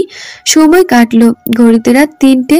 নিঃশব্দে সিনুর কপালে ছোট করে অশ্রু ছুঁয়ে ঘর ছাড়লো নাহার। নিজের ঘরে এলো। ঘরের দরজা দিতে গিয়েও থেমে গেল নাহার। ঘরে কারো অস্তিত্ব টের পাচ্ছে। পেছনে কেউ দাঁড়িয়ে আছে মনে হয়। কোনো একটা কিছু আন্দাজ করতেই তড়িৎ হাত মুঠো করে পেছনে ফিরল, ঘুষি মারল। আর্তনাদ করে উঠল কোনো এক পুরুষালী কণ্ঠ। বেশ কিছুক্ষণ থেকে আর্য তাকিয়ে আছে আজিতের দিকে। আজি তো নিজ কাজে মগ্ন। সে একবার খেয়াল করেছিল আর্য তার দিকে তাকিয়ে আছে। আর্য আর নিজের কৌতূহল চেপে রাখতে পারল না, সাহস সঞ্চয় করে জিজ্ঞেস করেই ফেলল, আপনার নাকে কি হয়েছে স্যার? অতি সাধারণ একখানা প্রশ্ন, কিন্তু আজি তো তার পানে এমন ভাবে তাকালো যেন এখনই কাঁচা গিলে খাবে। ভরকালো আর্য। বুঝতে পারলো না ভুল কোথায় করলো, যার কারণে এভাবে তাকাচ্ছে। আজি তো ফোনের স্ক্রিনে একবার দেখে নিল নিজের মুখ। নাকের উপর ছোট্ট ব্যান্ডেজ, চারপাশে লাল হয়ে আছে। তেমন কিছু না, নিজের কাজ করো। আবারও কাগজপত্রে মুখ ডুবালো আদ্রিত। আর্য সন্ধিয়ান দৃষ্টিতে একবার তাকিয়ে নিজ কাজ শুরু করলো। কিছুক্ষণ সময় পেরোনোর পর পার্টি অফিসে কয়েকটা ছেলেকে দেখা গেল। আদ্রিত ভোরকুচকে তাদের দিকে তাকালো। ছেলেগুলো বেশ ভীত হয়ে দাঁড়িয়েছে। আর্য সময় ব্যয় না করে তাদের এখানে আসার কারণ জিজ্ঞেস করলো। তাদের উত্তর শুনে রেগে হাত মুষ্টিবদ্ধ করলো আদ্রিত। সবেমাত্র একটা টিউশনি শেষ করে আরেকটাতে যাওয়ার প্রস্তুতি নিচ্ছে নাহার। কড়া রোদ মাথায় যাচ্ছে সে, কাঁধে ব্যাগ। আরো আধা ঘন্টা সময় আছে। পছন্দের সেই রেস্টুরেন্টে প্রবেশ করলো। সেখানে প্রায় সবাই তাকে চিনে। দীর্ঘ কয়েক বছর থেকে সেই রেস্টুরেন্টের রেগুলার কাস্টমার। প্রতিদিন 1 কাপ কফি ছাড়া আর কিছুই অর্ডার করে না। একটু শান্তির জন্য এখানে আসা। যে টেবিলটায় বসে নাহার, সেখানে আজ আরেকজনের উপস্থিতি পেল। মুখ ঘুরিয়ে বসে আছে লোকটি। নাহার বুঝতে পারল না কে। এগিয়ে গেল। লোকটি ফিরল তার দিকে। অবাক হলেও স্বাভাবিক থাকলো নাহার। বসলো। লোকটি কফি খাচ্ছে। তুই এখানে? কেন আসতে পারি না? তা কেন পারবি না? অস্বস্তি হচ্ছে নাহারের, সেটা তার মুখ দেখে যে কেউ বলবে। লোকটি তার দিকে তাকিয়ে মুচকে হাসলো। অস্বস্তি হচ্ছে? না। আগের কথা এখনো মনে রেখেছিস? ভুলে যাও সব। আশ্চর্য হলো নাহার, লোকটিকে ভালোভাবে পর্যবেক্ষণ করলো। পরিবর্তন হয়েছে, আগে চঞ্চল ছিল, এখন গম্ভীর হয়েছে লোকটি। মুখে দাড়ি রেখেছে, কিন্তু কথার গভীরতা ঠিক আগের মতোই আছে। ও হয়ে দেখছিস যে প্রেমে পড়ে যাবি। হেসে ফেললো নাহার, আর লোকটি ধীরে ধীরে সব অস্বস্তি কেটে গেল নাহারের। রাফিদ, তুই হঠাৎ বিদেশে ছিলি না? আজকেই ফিরেছি, ভাবলাম প্রথম রিজেক্ট হয়েছি, যার থেকে তার সাথে একটু দেখা করে আসি। ভাবা যায় যে রাফিদ চৌধুরীর জন্য পাগল মেয়েরা তাকে কোনো এক রমণী রিজেক্ট করেছে। গম্ভীর হলো নাহার। তো যার জন্য রিজেক্ট করেছিলি তাকে বিয়ে করে ফেলেছিস নিশ্চয়ই। চোখ ছোট ছোট করে তাকালো নাহার। রাফিদ প্রসঙ্গ পাল্টানোর চেষ্টা করলো, বুঝলো কথাগুলো বলা ঠিক হয়নি। কিছুক্ষণ নীরবতা, সময় লাগলো দুজনের স্বাভাবিক হতে। স্বাভাবিক হওয়া মাত্রই সে ভার্সিটি লাইফে যেন দুইজন ফিরে গেল। উচ্চস্বরে হাসি মজা শুরু করলো। রেস্টুরেন্টে এতদিন নাহারকে যারা দেখেছে তারা অবাক হলো না, কারণ আগেও এদের এভাবে দেখতো। মাঝে কি যেন হলো, 2 বছর আলাদা হয়ে গেল, এখন আবার একসাথে দেখে খুশি হয়েছে তারা। কিছুক্ষণ আড্ডা দিয়ে টিউশনির উদ্দেশ্যে বেরিয়ে গেল নাহার। রাফিদ চোখ বুজে চেয়ারে হেলান দিল, ডুব দিল পুরনোর স্মৃতিতে। ভার্সিটি লাইফের বেস্ট ফ্রেন্ড তারা। বন্ধুত্বের শুরু থেকেই নাহারের প্রতি আলাদা অনুভূতি অনুভব করত রাফিদ। প্রথমে বুঝতে না পারলেও পরে বুঝতে পেরে এই নাহারকে ভালোবাসে সে। সময় অপচয় করেনি সে, জানিয়েছিল নাহারকে, এমনকি প্রপোজও করেছিল। সেদিন নাহার তাকে প্রথমবার জানিয়েছিল নাহারের ভালোবাসার মানুষ আছে। বন্ধুত্বের চিট ধরেছিল তাদের। নাহার স্বাভাবিকই ছিল, তবে রাফিদ নিজে যোগাযোগ বন্ধ করে নাহারের সাথে। পাড়ি দেয় বিদেশে। আজ 2 বছর পর ফিরেছে সে। ভেবেছিল তার উপর নাহার রাগ থাকবে, কিন্তু না, মেয়েটা তার সাথে স্বাভাবিক ব্যবহারই করলো। রাস্তায় হাঁটছে আর পুরনো কথা ভাবছিল নাহার। রাফিদের সামনে স্বাভাবিক থাকলেও এখন যেন কেমন কষ্টগুলো মাথাচাড়া দিয়ে উঠেছে। বার কয়েক আওড়ালো রাফিদের বলা কথাটা। যার জন্য রিজেক্ট করেছিলিস তাকে বিয়ে করেছিস? নাহারের বলতে ইচ্ছে করছিল, তাকে আমি কাছে পেয়েও তুলে ঠেলে দিচ্ছি। নিজের কষ্টগুলোকে নিজের মধ্যেই সযত্নে রেখেছে সে। শরীফা বেগম স্বামী আঞ্জুল সাহেবের সহ থানায়। আঞ্জুল সাহেবকে দেখে মনে হচ্ছে তার বিন্দুমাত্র ইচ্ছে ছিল না ছেলেকে ছাড়ানোর। অনেক কারখোট পোড়াতে হয়েছে আয়েশা বেগমকে। ভার্সিটির পথে যাচ্ছে আজিত। ভার্সিটির 60% ডোনার সে। ছেলেগুলো এসে তাকে ভার্সিটিতে হওয়া কোনো ঝামেলার কথা বলছিল, তখন থেকে রেগে আগুন। নাকের উপর থেকে ব্যান্ডেজখানা এক টানে খুলে ফেললেও সেখানে হাত দিয়েছে, আবার হাত নামাচ্ছে। এভাবে তাকে কেউ দেখলে কি ভাববে? অবশ্য ভাবার কি আছে, মাস্ক দ্বারা আবৃত থাকে সে সবসময়। দেখার কোনো উপায় নেই কারো। দাঙ্গা শুরু হয়েছে ভার্সিটিতে। বিরোধী দলের ছেলেপেলেরা শুরু করেছে। এত ছোট একটা বিষয়ে আদ্রিতের যাওয়ার কোনো মানেই হয় না, কিন্তু এবার সে নিজেই যাচ্ছে। বেশ কয়েকবার এই ভার্সিটিতে দাঙ্গা হয়েছে, প্রতিবাদ দলের লোকেরাই সামলিছে, কিন্তু কোনো সুহারা হয়নি। আধা ঘন্টা লাগলো ভার্সিটিতে পৌঁছাতে। স্টুডেন্ট নেই বললেই চলে, হয়তো তারা দাঙ্গা হওয়ার কারণে সরে গেছে। 2 দলের ছেলেপেলেরা শুধু আছে। আরো একজনকে দেখলো আদ্রিত, কিন্তু পাত্তা দিল না। লোকটা বোধহয় এতে রেগে গেল। প্রিন্সিপাল রুমে এসে সে সহ লোকটি গেল। ইতোমধ্যে তাদের আগমনে মারপিট থেমে গেছে। বিরোধী দলের নেতা রাফিয়াদ চৌধুরী আর আদ্রিত সামনাসামনি বসলো। একে অপরের ওপর তীক্ষ্ণ নজর তাদের। প্রিন্সিপালকে বিরক্ত দেখাচ্ছে। প্রতিদিনের এসবে মারাত্মক বিরক্ত তিনি। এক পর্যায়ে সবকিছু ঠিক করা হলো। এবার আদ্রিতের আগে মনে যেন সবাই একটু বেশি ভয় পেয়েছে। হুমকি দেওয়া হলো, কোনো স্টুডেন্ট নেক্সট টাইম এসবে জড়ালে তাদের সরাসরি রাস্টিকেট করা হবে। গেটে গিয়ে আবারও মুখোমুখি হলো রাফিয়াদ আর আদ্রিত। এক সময় বন্ধু ছিল তারা, এখন একে অপরের বিরোধী দলের 2 নেতা। একজন সফলতা পেয়ে শাসন করছে, আর একজন হেরে ব্যথা পাওয়া বাঘের ন্যায় হিংস্র হয়ে আছে। না, কোনো কথা হলো না তাদের মধ্যে, কিন্তু চোখে চোখে ঠিকই একে অপরের উপর হিংস্রতা প্রকাশ করলো। রাফিয়াদ স্থান ত্যাগ করলো দলের ছেলেগুলোর সাথে। আজিত গাড়িতে উঠতেই যাবে তার আগে নজর গেল দূরে দাঁড়ানো কোনো এক মেয়ের দিকে। থমকে দাঁড়ালো সে। মেয়েটা পরনে নীল ড্রেস, আজিতের প্রিয় রং, বেনি সামনে রাখা। হঠাৎই ভীত হয়ে উঠল আজিতের চোখ। কি আশ্চর্য, ভয়হীন চোখে ভয়। সাধারণ কোনো কিছু ভয় নয় তো কাউকে হারানোর ভয়। ঝাঁকুনি দিয়ে উঠল তার পুরো শরীর। সাথে থাকা আর্যুর নজরও পড়ল দূরে। তার মধ্যেই একই প্রতিক্রিয়া দেখা গেল। অবশ হয়ে আসা পা জোড়া নড়ছেই না, কিন্তু তবুও ছুটছে আদৃত। পেছনে গার্ড আর আরজু। জুনায়েদ সাহেবের সাথে রাস্তায় দেখা হয় নাহারের। না, কাকতালীয় নয়। জুনায়েদ সাহেবের প্ল্যান ছিল। ভাবটা এমন ধরেছেন যেন কাকতালীয় ভাবে দেখা হলো। নাহার প্রথমে আশ্চর্য হলেও পরে বুঝতে পারে মন্ত্রীর বাবা নিশ্চয়ই এই পথে এমনি এমনি আসবে না। শোনো মেয়ে। ব্যাস হয়ে গেল। চট করে মাথা গরম হয়ে গেল নাহারের। বাপ ছেলে মিলে কি পেয়েছেন? মেয়ে মেয়ে, আমার কি নাম নেই? জুনায়েদ সাহেব চোখ পিটপিট করলেন। নাহার কোমরে হাত দিয়ে দাঁড়িয়ে তাকে অগ্নি চোখে দেখছে। গরমে ঘেমে নিয়ে একাকার অবস্থা নাহারের। জুনায়েদ সাহেব টিস্যু এগিয়ে দিলেন, কিন্তু নিল না নাহার। মুচকে হাসলেন জুনায়েদ সাহেব। মেয়েটাকে বেশ লেগেছে। ছেলেকে শায়েস্তা করার জন্য হলেও এই মেয়েকে বৌমা মানিয়ে নিয়ে যেতে হবে। নাহারের টিউশনি করাতে যেতে দেরি হচ্ছে। বারবার হাতে পড়া ঘড়ি দেখছে। চোখ মুখ শক্ত করে জুনায়েদ সাহেবকে বলল, আমার দেরি হয়ে যাচ্ছে বড়লোক আঙ্কেল। জুনায়েদ সাহেব হাঁ করে তাকালেন। এটা কেমন সম্বন্ধ? বুঝতে পারলেন নাহারের তাড়া আছে। শোনো মা, তোমাকে আমার ছেলের বউ বানিয়ে নিয়ে যাবই। এটা তোমার হবু শ্বশুরের চ্যালেঞ্জ। নাক মুখ কুঁচকে ফেললো নাহার। বিড়বিড় করে শুধালো, পাগলের পরিবার। জুনায়েদ সাহেবের চলেই যাচ্ছিলেন, কিন্তু পেছন থেকে নাহারের আত্মচিৎকার শুনে থ মেরে দাঁড়িয়ে গেলেন। কোনো কিছু বুঝে ওঠার আগেই মাটিতে ছিটকে পড়লেন। মাথায় চোট লেগেছে, অজ্ঞান হয়ে গেলেন তিনি। নাহার একবার দেখলো অ্যাসিড ছোড়া মানুষটার দিকে। বাইক নিয়ে তৎক্ষণাৎ পালিয়ে গেছে। জায়গাটা ঘিরে ফেলেছে আশেপাশের মানুষজন।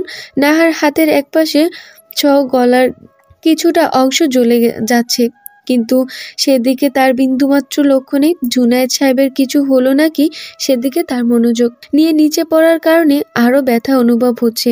জুনায়েদ সাহেবকে ধাক্কা না মারলে হয়তো এই অ্যাসিড তিনি ঝলসে যেতেন। উপস্থিত মানুষজন দেখছে, কিন্তু এগিয়ে আসছে না। সবার ভিড় ঠেলে বাবার মাথার কাছে এসে বসলো আজিত। আরজুরা মিলে গাড়িতে তুললো।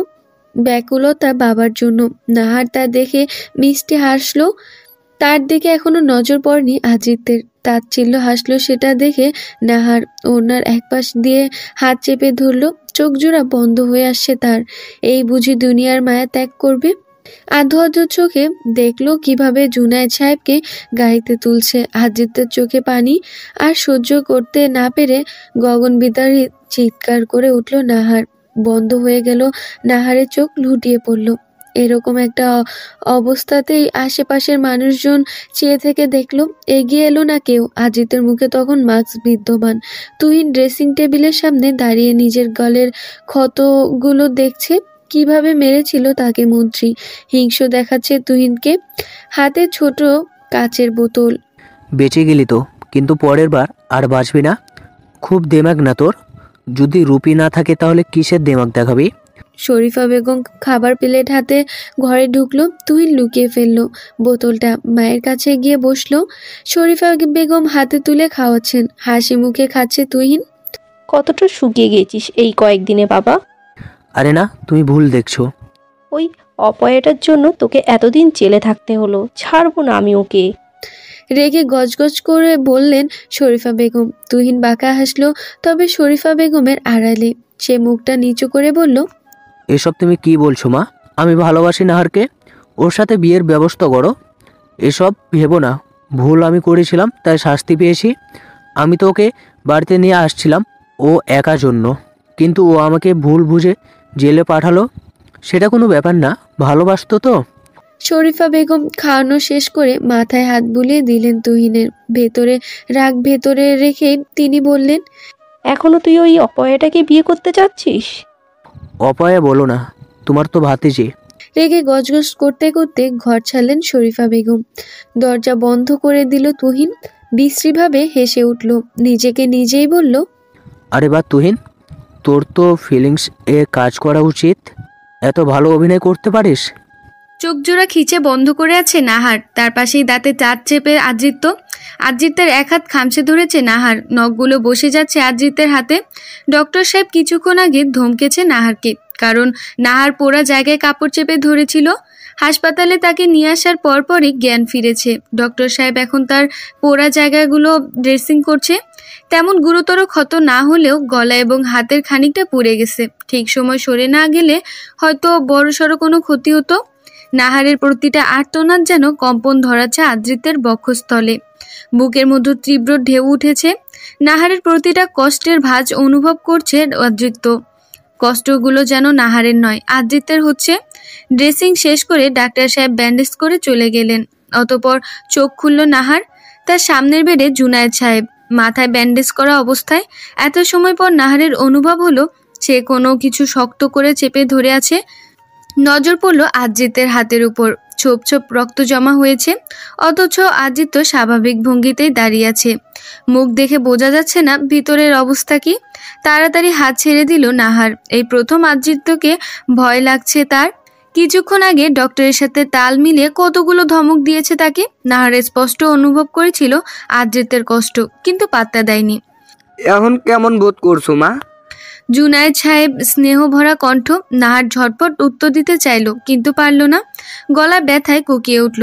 ব্যস্ত হয়ে গেল আদ্রিত্য এবং জুনায়েদ সাহেব। আদ্রিত্য এক হাত নাহারের গালে রেখে অস্থির কণ্ঠে বলল, কি হয়েছে? ব্যথা করছে? ডাক্তার ডাকবো? নাহারের ফ্যালফাল দৃষ্টি। অপ্রত্যাশিত যত্নে হতভাগ নাহার।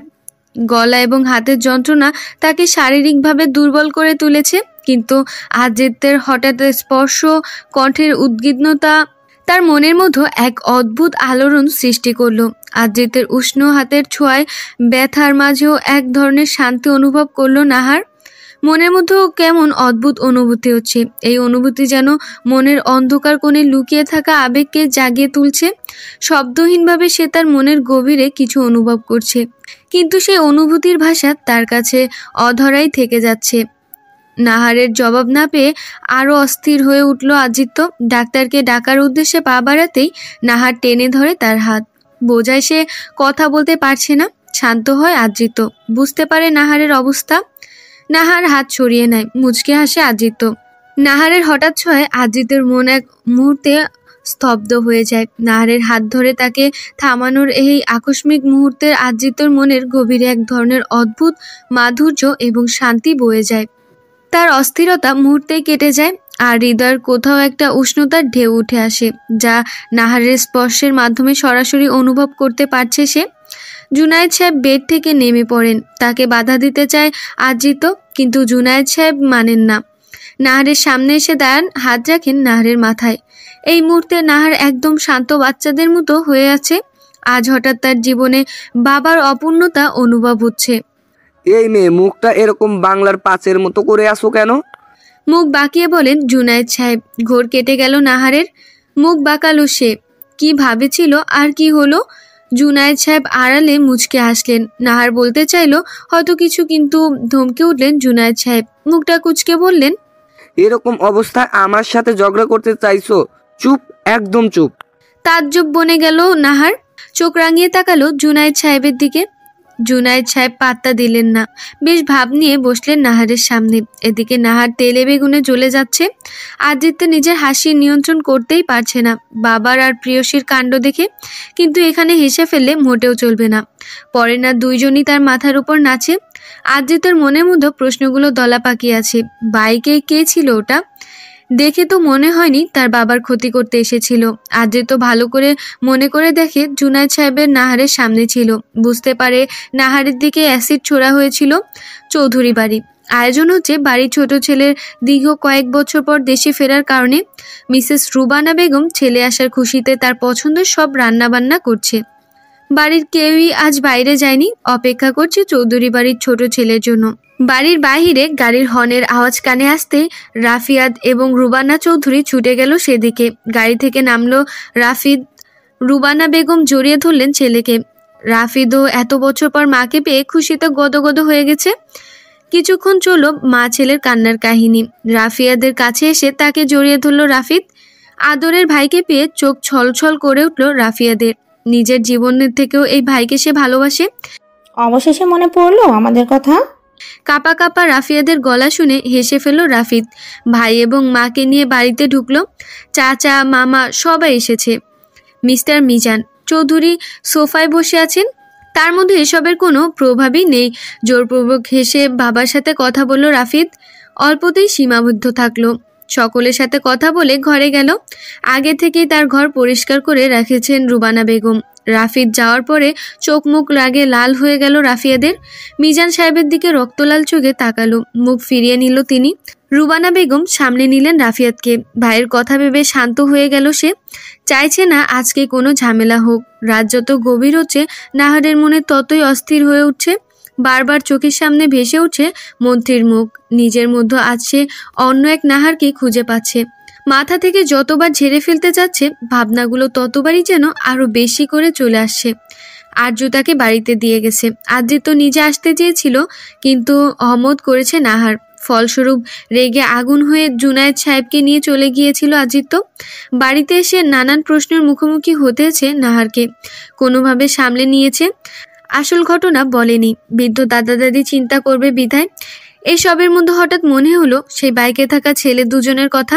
পিছনে যে ছেলে ছিল সে অ্যাসিড ছুঁড়েছিল তার দিকে। হেলমেট পরে থাকায় নাহার চিনতে পারেনি। অবশ্য চেনা চেনা মনে হয়েছে তার। বাইকের ছেলেটার কথা ভাবতেই কোনো একজনের মুখ মনে হচ্ছে। নাহার বিছানায় শুয়ে আছে। চোখের পাতা বারবার ভারী হয়ে আসছে কিন্তু ঘুম আসছে না। মাথার মধ্যে যেন ঝড় বইছে। মন্ত্রীর মুখ বারবার ভেসে উঠছে। সাথে সেই বাইক চালকের দৃশ্য।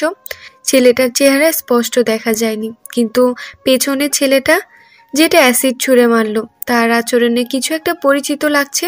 নাহার যতই ভাবছে ততই তার সন্দেহ আরো গভীর হচ্ছে। মাথা থেকে কিছুতেই দূর করতে পারছে না সে এই চিন্তাগুলো। নাহারও ততক্ষণে একটা সিদ্ধান্তে পৌঁছে গেছে। এতদিন নিজের মনকে বুঝিয়েছে, সবকিছু মেনে নিয়েছে, কিন্তু আজ সে আর থেমে থাকতে চায় না। তার মনও বিদ্রোহী হয়ে উঠেছে। নাহার জানে এই আক্রমণের পিছনে কেউ আছে, আর সেই কেউ একজন তাকে ভয় দেখাতে চেয়েছিল। কিন্তু নাহার এখন ভয় পেতে চায় না। সে প্রতিরোধ করবে, যে করেই হোক সত্যিটা বের করবে। সে ধীরে ধীরে বিছানা থেকে উঠে বসে, ফোনটা হাতে নেয়। কারো কাছে সাহায্য চাইতে ইচ্ছে করে কিন্তু সাথে সাথেই থেমে যায়। মনে মনে বলছে এই যুদ্ধ তাকে একাই লড়াই করতে হবে। তার সামনে যেন অনেকগুলো পথ খুলে যাচ্ছে, কিন্তু কোনটা বেছে নেবে তা ঠিক করতে পারছে না। তার জীবনে যেন নতুন এক অন্ধকার অধ্যায় শুরু হয়েছে। নাহার এবার দৃঢ় মনোবল নিয়ে নিজেকে শক্ত করে নিল। নাহার দীর্ঘক্ষণ বিছানায় শুয়ে থাকলেও তার মনের অস্থিরতা তাকে স্থির থাকতে দিচ্ছে না। অজানা চিন্তা আর ভয় তার মনকে আচ্ছন্ন করে রেখেছে। তড়িঘড়ি করে উঠে বসে নাহার। চোখ দুটো ছুটে যায় জানালার দিকে। মনের ভুল কি, নাকি সত্যি কেউ তাকে নজরে রাখছে? জানালার বাইরে কিছুই নেই, শুধু রাতের অন্ধকার আর কিছু গাছের নড়াচড়া। ঠিক সেই মুহূর্তে ফোনটা বেজে উঠল। নাহার ফোনটা হাতে নিল। অপরিচিত নম্বর। কল ধরতে একটু দ্বিধা করলো সে, কিন্তু কৌতূহল তাকে বাধ্য করলো। হ্যালো। কিন্তু ওপাশ থেকে কোনো উত্তর এলো না, শুধু নিঃশ্বাসের শব্দ। নাহার আবার বলল, হ্যালো, কে কথা বলছেন? কিছুক্ষণ চুপ থাকার পর ওপাশ থেকে গম্ভীর কণ্ঠে একজন বলল, তুই কি ভেবেছিলি এত সহজে মুক্তি পাবি? যা ঘটেছে তা কেবল শুরু। আরও কিছু অপেক্ষা করছে তোর জন্য, সাবধান থাক। নাহারের রক্ত হিম হয়ে গেল। ফোনটা বন্ধ করে সে অস্থিরভাবে রুমের ভেতরে হাঁটতে লাগলো। অতি পরিচিত কণ্ঠ, কিন্তু মনে করতে পারছে না কেন সে। অন্যদিকে আদৃত নিজের ঘরে বসেও শান্তি পাচ্ছে না। নাহারকে হাসপাতালে রেখে আসার পর থেকে সে আরো অস্থির হয়ে উঠেছে। নাহারের চোখে ভয় দেখার পর থেকেই তার হৃদয়ের ভেতরও এক ধরনের শঙ্কা ভর করেছে। বাইকের ছেলেটার মুখ না দেখতে পারলেও আদৃত বুঝেছে এই আক্রমণ কোনো সাধারণ ব্যাপার নয়। ওপাশের ঘর থেকে গুনগুন কান্নার শব্দ আসছে। এক পা দুপা করে সেদিকে এগিয়ে গেল আদৃত। জেমা বেগমের দরজার সামনে এসে দাঁড়িয়ে পড়ল। দরজা খুলে ভেতরে নিঃশব্দে প্রবেশ করলো। জেম্মা বেগম বিছানার মাঝখানে হাঁটুতে মুখ গুজে গুনগুনিয়ে কান্না করছেন। আদ্রিত গিয়ে বসলো তার পাশে, কিন্তু কোনো পরিবর্তন হলো না জেম্মা বেগমের। ক্ষণে ক্ষণে কান্নার আওয়াজ বেড়েই চলছে।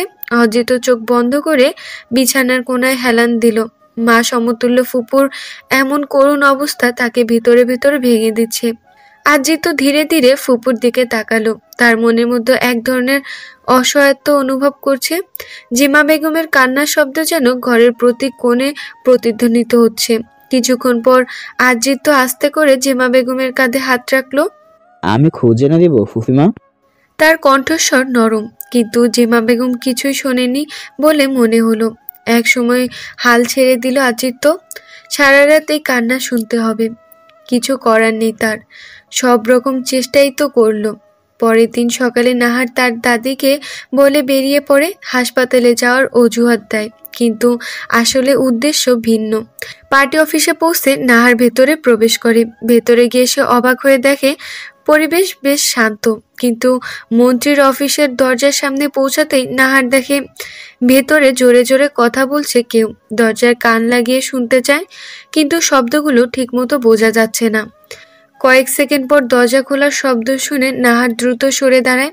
ভেতর থেকে একজন গম্ভীর মুখে বেরিয়ে আসে। লোকটাকে দেখে তার মনে হলো সে চেনে। নাহার আর ধৈর্য রাখতে পারল না, কিছু একটা করতে হবে। নাহার লোকটাকে দেখে ঠিক মনে করতে পারল না, কিন্তু সে বুঝলো যে কিছু একটা লুকিয়ে আছে। মন্ত্রীর সাথে তার দেখা করা দরকার। অনেক প্রশ্ন জমা হয়ে আছে তার মনে। সে ধীর পায়ে মন্ত্রীর অফিসের দিকে এগিয়ে গেল। দরজা নক করার আগে একটু দ্বিধায় পড়ল, কিন্তু মনের দৃঢ়তা দিয়ে সে সেই দ্বিধাকে কাটিয়ে উঠল।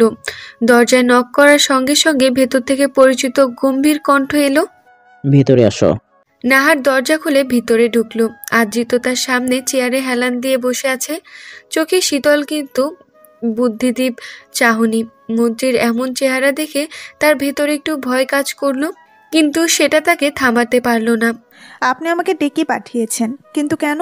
আদ্রিত ধীরে উঠে দাঁড়ালো, নাহারের দিকে এগিয়ে এসে শান্ত কণ্ঠে বলল, তোমার মনের প্রশ্নের উত্তর খুঁজতে এসেছো মেয়ে? নাহার একটু বিব্রত হলো। সে তো ভেবেছিল মন্ত্রী তাকে টার্গেট করেছে। এটা ভাবার যুক্তিগত কারণ ছিল তার কাছে, কিন্তু মন্ত্রীর মুখে এমন কথা শুনে সে থমকে গেল। রাজনীতিবিদদের ঘৃণা করতে করতে তুমি এমন এক পর্যায়ে চলে গেছো যে আমাকেও সেই কাতারে ফেলেছো। তুমি কিভাবে কল্পনা করলে আমি তোমার ক্ষতি করার চেষ্টা করেছি? আপনি আসলে কি বলতে চাইছেন? বাইকের সেই ছেলেটা অ্যাসিড ছোড়া, এটা কার নির্দেশ ছিল?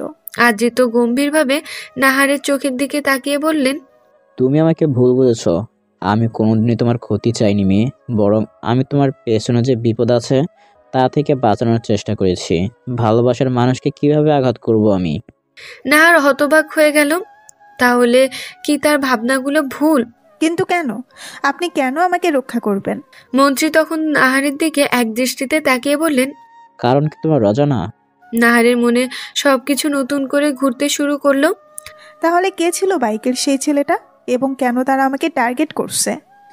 আদ্রিত একটু থেমে গম্ভীর কণ্ঠে বললেন, তারা শুধু তোমাকে নয়, আমাকেও টার্গেট করেছে। তারা চায় আমার রাজনৈতিক অবস্থান ধ্বংস করতে, আর তুমি আমার কাছের হওয়ায় তারা তোমাকে ব্যবহার করতে চাইছে। নাহার স্তব্ধ হয়ে গেল। সে বুঝতে পারল তার সামনে এমন এক রহস্যময় পরিস্থিতি দাঁড়িয়ে আছে যা এত সহজে সমাধান হবে না। মন্ত্রীর কথাগুলো শুনে সে কিছুটা হতবুদ্ধি হয়ে গেল, কিন্তু এক জিনিস পরিষ্কার, এই পরিস্থিতি সমাধান তার জন্য সহজ হবে না। নাহার এবার আদ্রিতের মুখের দিকে তাকে একটু দ্বিধাভাবে বলল, আপনি সত্যি বলছেন? আমি আপনাকে বিশ্বাস করতে পারছি না। আমাকে হাসপাতালে নিয়ে যাওয়া থেকে সবকিছু কোথাও আবার আপনার নাটক ছিল না তো? আদ্রিতের মনে যেন আচমকা ঝড় বইছে। প্রিয় মানুষটির এমন সন্দেহ, এমন অভিযোগ তার হৃদয়ের গভীর আঘাত করে। এতদিনের আত্মত্যাগ, ভালোবাসা সবকিছু যেন মুহূর্তেই অর্থহীন হয়ে গেল। ভেতরে এক অদ্ভুত রকমের ফাঁকা অনুভূতির সৃষ্টি হলো, যেন কোনো কিছুই তার ঠিক মতো ধরে রাখা যাচ্ছে না। তার চোখে জল জমে উঠল, কিন্তু সে নিজেকে সামলানোর চেষ্টা করছে। আদ্রিতের ঠোঁট কাঁপছে, কথা বলার চেষ্টা করছে, কিন্তু কোনো শব্দ বের হচ্ছে না। প্রিয় মানুষটির কাছ থেকে এমন অভিযোগ শুনে তাকে ভেতর থেকে ভেঙে দিচ্ছে, যেন সে নিজের সবচেয়ে কাছের মানুষটিকেই হারিয়ে ফেলেছে। কাঁপা কাঁপা কণ্ঠে বলল, আমি তোমাকে ভালোবাসি মেয়ে। নাহারের চোখে মিশ্র প্রতিক্রিয়া। আদ্রিতের কণ্ঠে সে একটু একটু ভালোবাসার স্বীকারোক্তি শুনে সে কিছুক্ষণ চুপ তাকিয়ে থাকলো, যেন তার মনের ভেতরে লড়াই চলছে। এভাবে তো তাকে কখনো মন্ত্রী ভালোবাসে বলেনি। না, সে বিশ্বাস করতে পারছে না কোনো কিছু। নাহার ধীরে ধীরে মুখ ফিরিয়ে নিল, তার শ্বাস ভারী হয়ে আসছে। আপনার ভালোবাসা নিয়ে আমার ভয় হয় আদ্রিত, আমি আর হারাতে চাই না। নাহারের গলায় কষ্ট আর অসহায়ত্বের ছাপ স্পষ্ট। আদ্রিত অব্দি পৌঁছালো না কথাগুলো। নাহার এবার চুপ করে রইল। তার মনের দুর্বলতা আর সন্দেহগুলো ধীরে ধীরে মিলিয়ে যাচ্ছে, কিন্তু এখনো সম্পূর্ণভাবে ভরসা করতে পারছে না। দুই পক্ষের নীরবতা।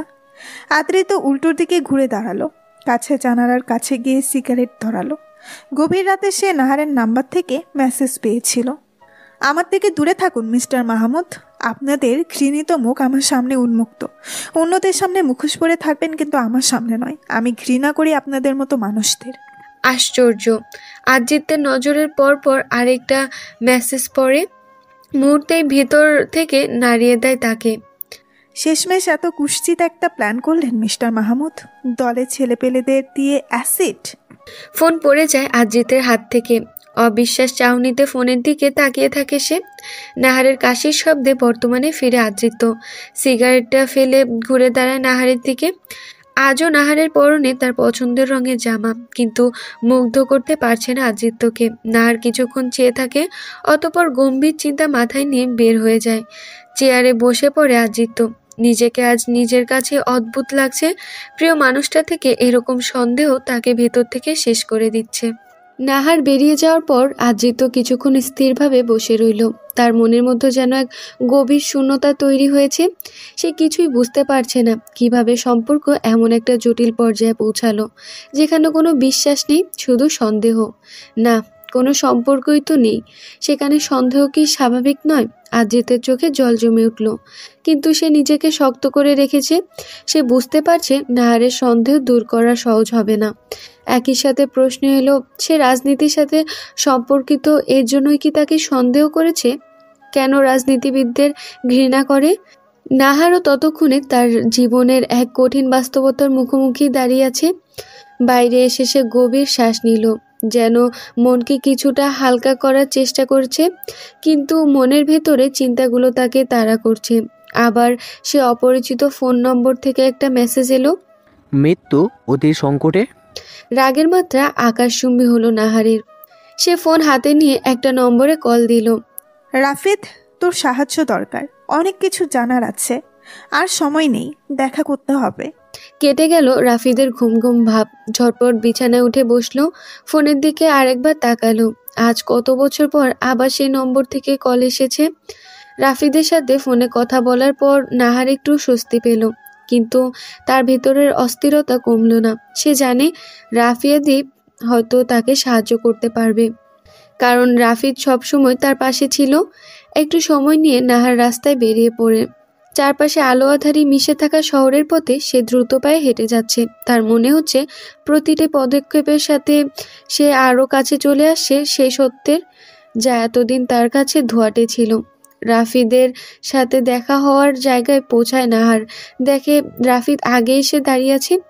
রাফিদ তাকে দেখে এগিয়ে আসে। অগোছালো রাফিদ, বোঝাই যাচ্ছে সদ্য ঘুম থেকে উঠে চলে এসেছে।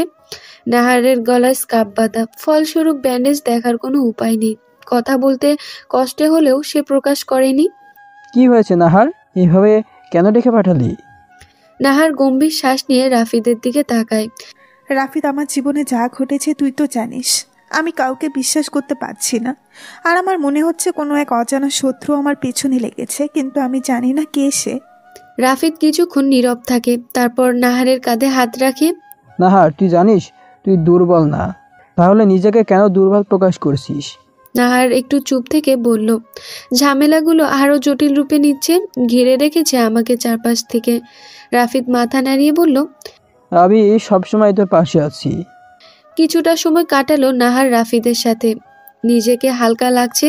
নাহার রাফিদের সাথে দেখা করে বাড়ি ফিরে গিয়ে অদ্ভুত এক অনুভূতিতে আচ্ছন্ন হয়ে পড়ল। চারপাশের অন্ধকার যেন তাকে গ্রাস করতে চাইছে। আদ্রিতের উপর সন্দেহ করা ভুল মনে হচ্ছে তার। নিজেকে কেমন অপরাধী অপরাধী লাগছে। নাহারের চলে যাওয়ার পর রাফিদ সেখানে বসে থাকলো। অজানা ভয়ে সেও আতঙ্কিত। দূরে দাঁড়ানো রাফিয়াত সকাল সকাল ভাইকে এত তাড়াহুড়ো করে বের হতে দেখে পিছু নেয় সে। রাফিদকে একটা মেয়ের সাথে দেখে ভেবে নিল এই মেয়ে ভাইয়ের প্রেমিকা। মুচকি এসে সে বাড়ির দিকে রওনা দিল। ভাইয়ের সাথে মেয়েটার বিয়ে দেওয়ার ভাবনাও মনে এসে গেছে তার। বাসায় ফেরার পর দরজার সামনে এসে থমকে গেল নাহার। দরজার সামান্য খোলা, তার ভেতর থেকে অস্বাভাবিক একটা নীরবতা আসছে। সে দরজা ঠেলে ভেতরে ঢুকলো। ঘরের বাতি জ্বলছে, কিন্তু কেউ নেই। সবকিছু স্বাভাবিক মনে হলেও ভেতরে কিছু একটা অস্বাভাবিক ঠেকছে তার। তার মনে পড়লো দাদি তো বাড়িতে থাকার কথা ছিল। দাদি কোথায় গেলেন? তড়িঘড়ি করে ঘরের সব দরজা জানলা পরীক্ষা করলো নাহার। কিছুই অস্বাভাবিক নয়, কিন্তু হঠাৎ একটা কাগজের টুকরো তার চোখে পড়ল, টেবিলের ওপরে রাখা। তাড়াতাড়ি কাগজটা তুলে নিল সে। তাতে লেখা ছিল, ফিরেছি আমি। নাহারের মাথার মধ্যে যেন বাজ পড়ল। সে জানে এই নোট কোনো সাধারণ হুমকি নয়। এবার তাকে আসলেই ভয়ঙ্কর কোনো কিছুর মুখোমুখি হতে হবে। কিন্তু কি করবে সে? হেলেনা বেগমকে বারবার ফোন করছে নাহার, কিন্তু কল লাগছে না। এক পর্যায়ে মনে পড়লো নিশ্চয়ই শিনুকে নিয়ে স্কুলে গিয়েছে। নাহার এবার নিজের ভেতরটা শক্ত করে ফেললো। গম্ভীর রাতের অন্ধকারে চারপাশ শান্ত, শূন্যতা, আকাশে মৃদু চাঁদের আলো, যা অন্ধকারকে রহস্যময় করে তুলেছে। দূর থেকে পাখির ডাক ভেসে আসছে, যেন রাতে নতুন জীবন আনছে। পুরনো গাছের ছায়া পাতায় ফিসফিসিয়ে গল্প করছে। শহরের আলো ধীরে ধীরে নিভে যাচ্ছে, আর রাস্তাগুলো জনশূন্য হয়ে পড়েছে। গভীর রাতের নিস্তব্ধতা, এই যেন এক অন্তহীন যাত্রা, যেখানে চিন্তায় ডুবে থাকা মনে হচ্ছে, আর অন্ধকারের অপেক্ষায় করছে অজানা কিছু। নাহার ফোন হাতে নিয়ে বারবার টাইপ করছে মেসেজ, আবার ডিলিট করছে। অবশেষে আদ্রিতের নম্বরে মেসেজটা দিয়েই দিল।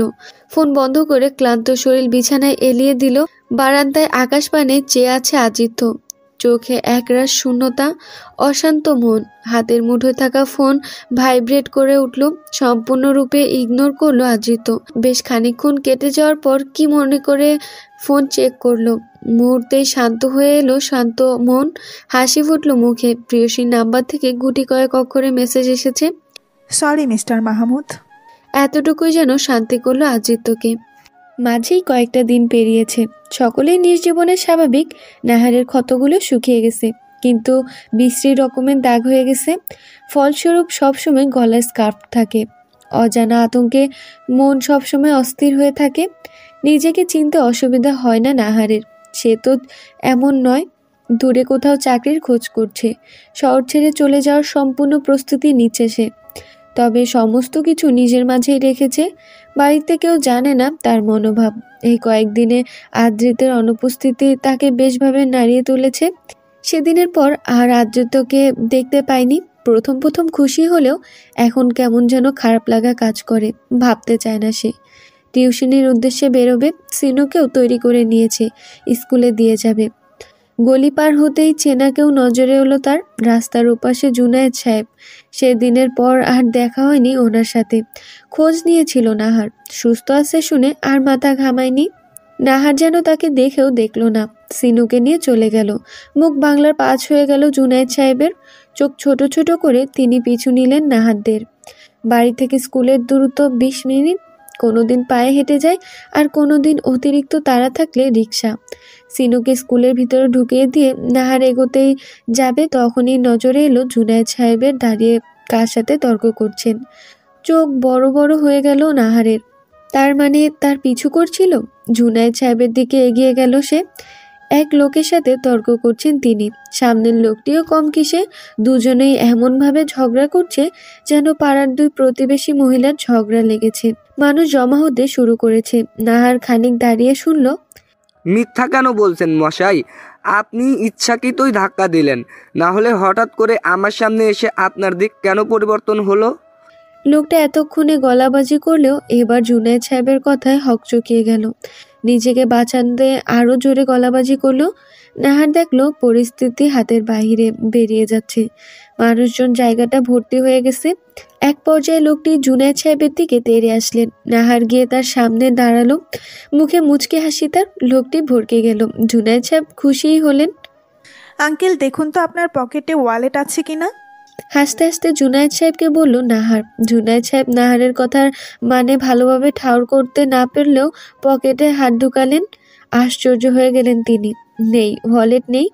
নাহারের দিকে তাকাতে আরো জোরে হেসে ফেললো নাহার। ইশারা করলো লোকটির পকেটের দিকে। কয়েক সেকেন্ড সময় লাগলো না জুনায়েদ সাহেবের বুঝতে লোকটি পকেট মেরেছে তার। ইস, হবু বৌমার সামনে এরকম পরিস্থিতি। দাঁতে দাঁত চেপে লোকটির পকেট থেকে ওয়ালেটটা নিয়ে নিল নাহার। আশেপাশের মানুষজনের হাতে লোকটিকে ছেড়ে দিল। জুনায়েদ সাহেবের হাতে ওয়ালেটটা ধরিয়ে দিয়ে বলল, নিজের জিনিসের খেয়াল রাখতে শিখুন। হাঁটা ধরল সে। পিছনে পিছনে জুনায়েদ সাহেবও। কিছু দূর যাওয়ার পর বিরক্ত হয়ে দাঁড়িয়ে পড়ল নাহার। গরমে ঘেমে নে একাকার। কি যেন ভেবে সে রেস্টুরেন্টটায় ঢুকলো নাহার। বসলো। জুনায়েদ সাহেব হাসি মুখে সামনে বসলেন। তিনি যেন বুঝতে পেরেছেন নাহার তার জন্যই রেস্টুরেন্টে ঢুকেছে। ব্যাগ থেকে টিস্যু বের করে জুনায়েদ সাহেবের দিকে এগিয়ে দিল। জুনায়েদ সাহেব নাহারের দেওয়া টিস্যু দিয়ে মুখ মুছে নিতে নিতে মৃদু হেসে বললেন, তোমার মতো সাহসী মেয়ে আজকাল খুব কম দেখা যায়। নাহার কিছু বলল না, চুপচাপ সামনে তাকিয়ে রইল। মাথার মধ্যে নানা রকম ভাবনা খেলা করছে। অর্ডার দিতে গিয়ে নাহার কিছুক্ষণ দ্বিধায় পড়ল। জুনায়েদ সাহেব তা দেখে বললেন, কি নেবে?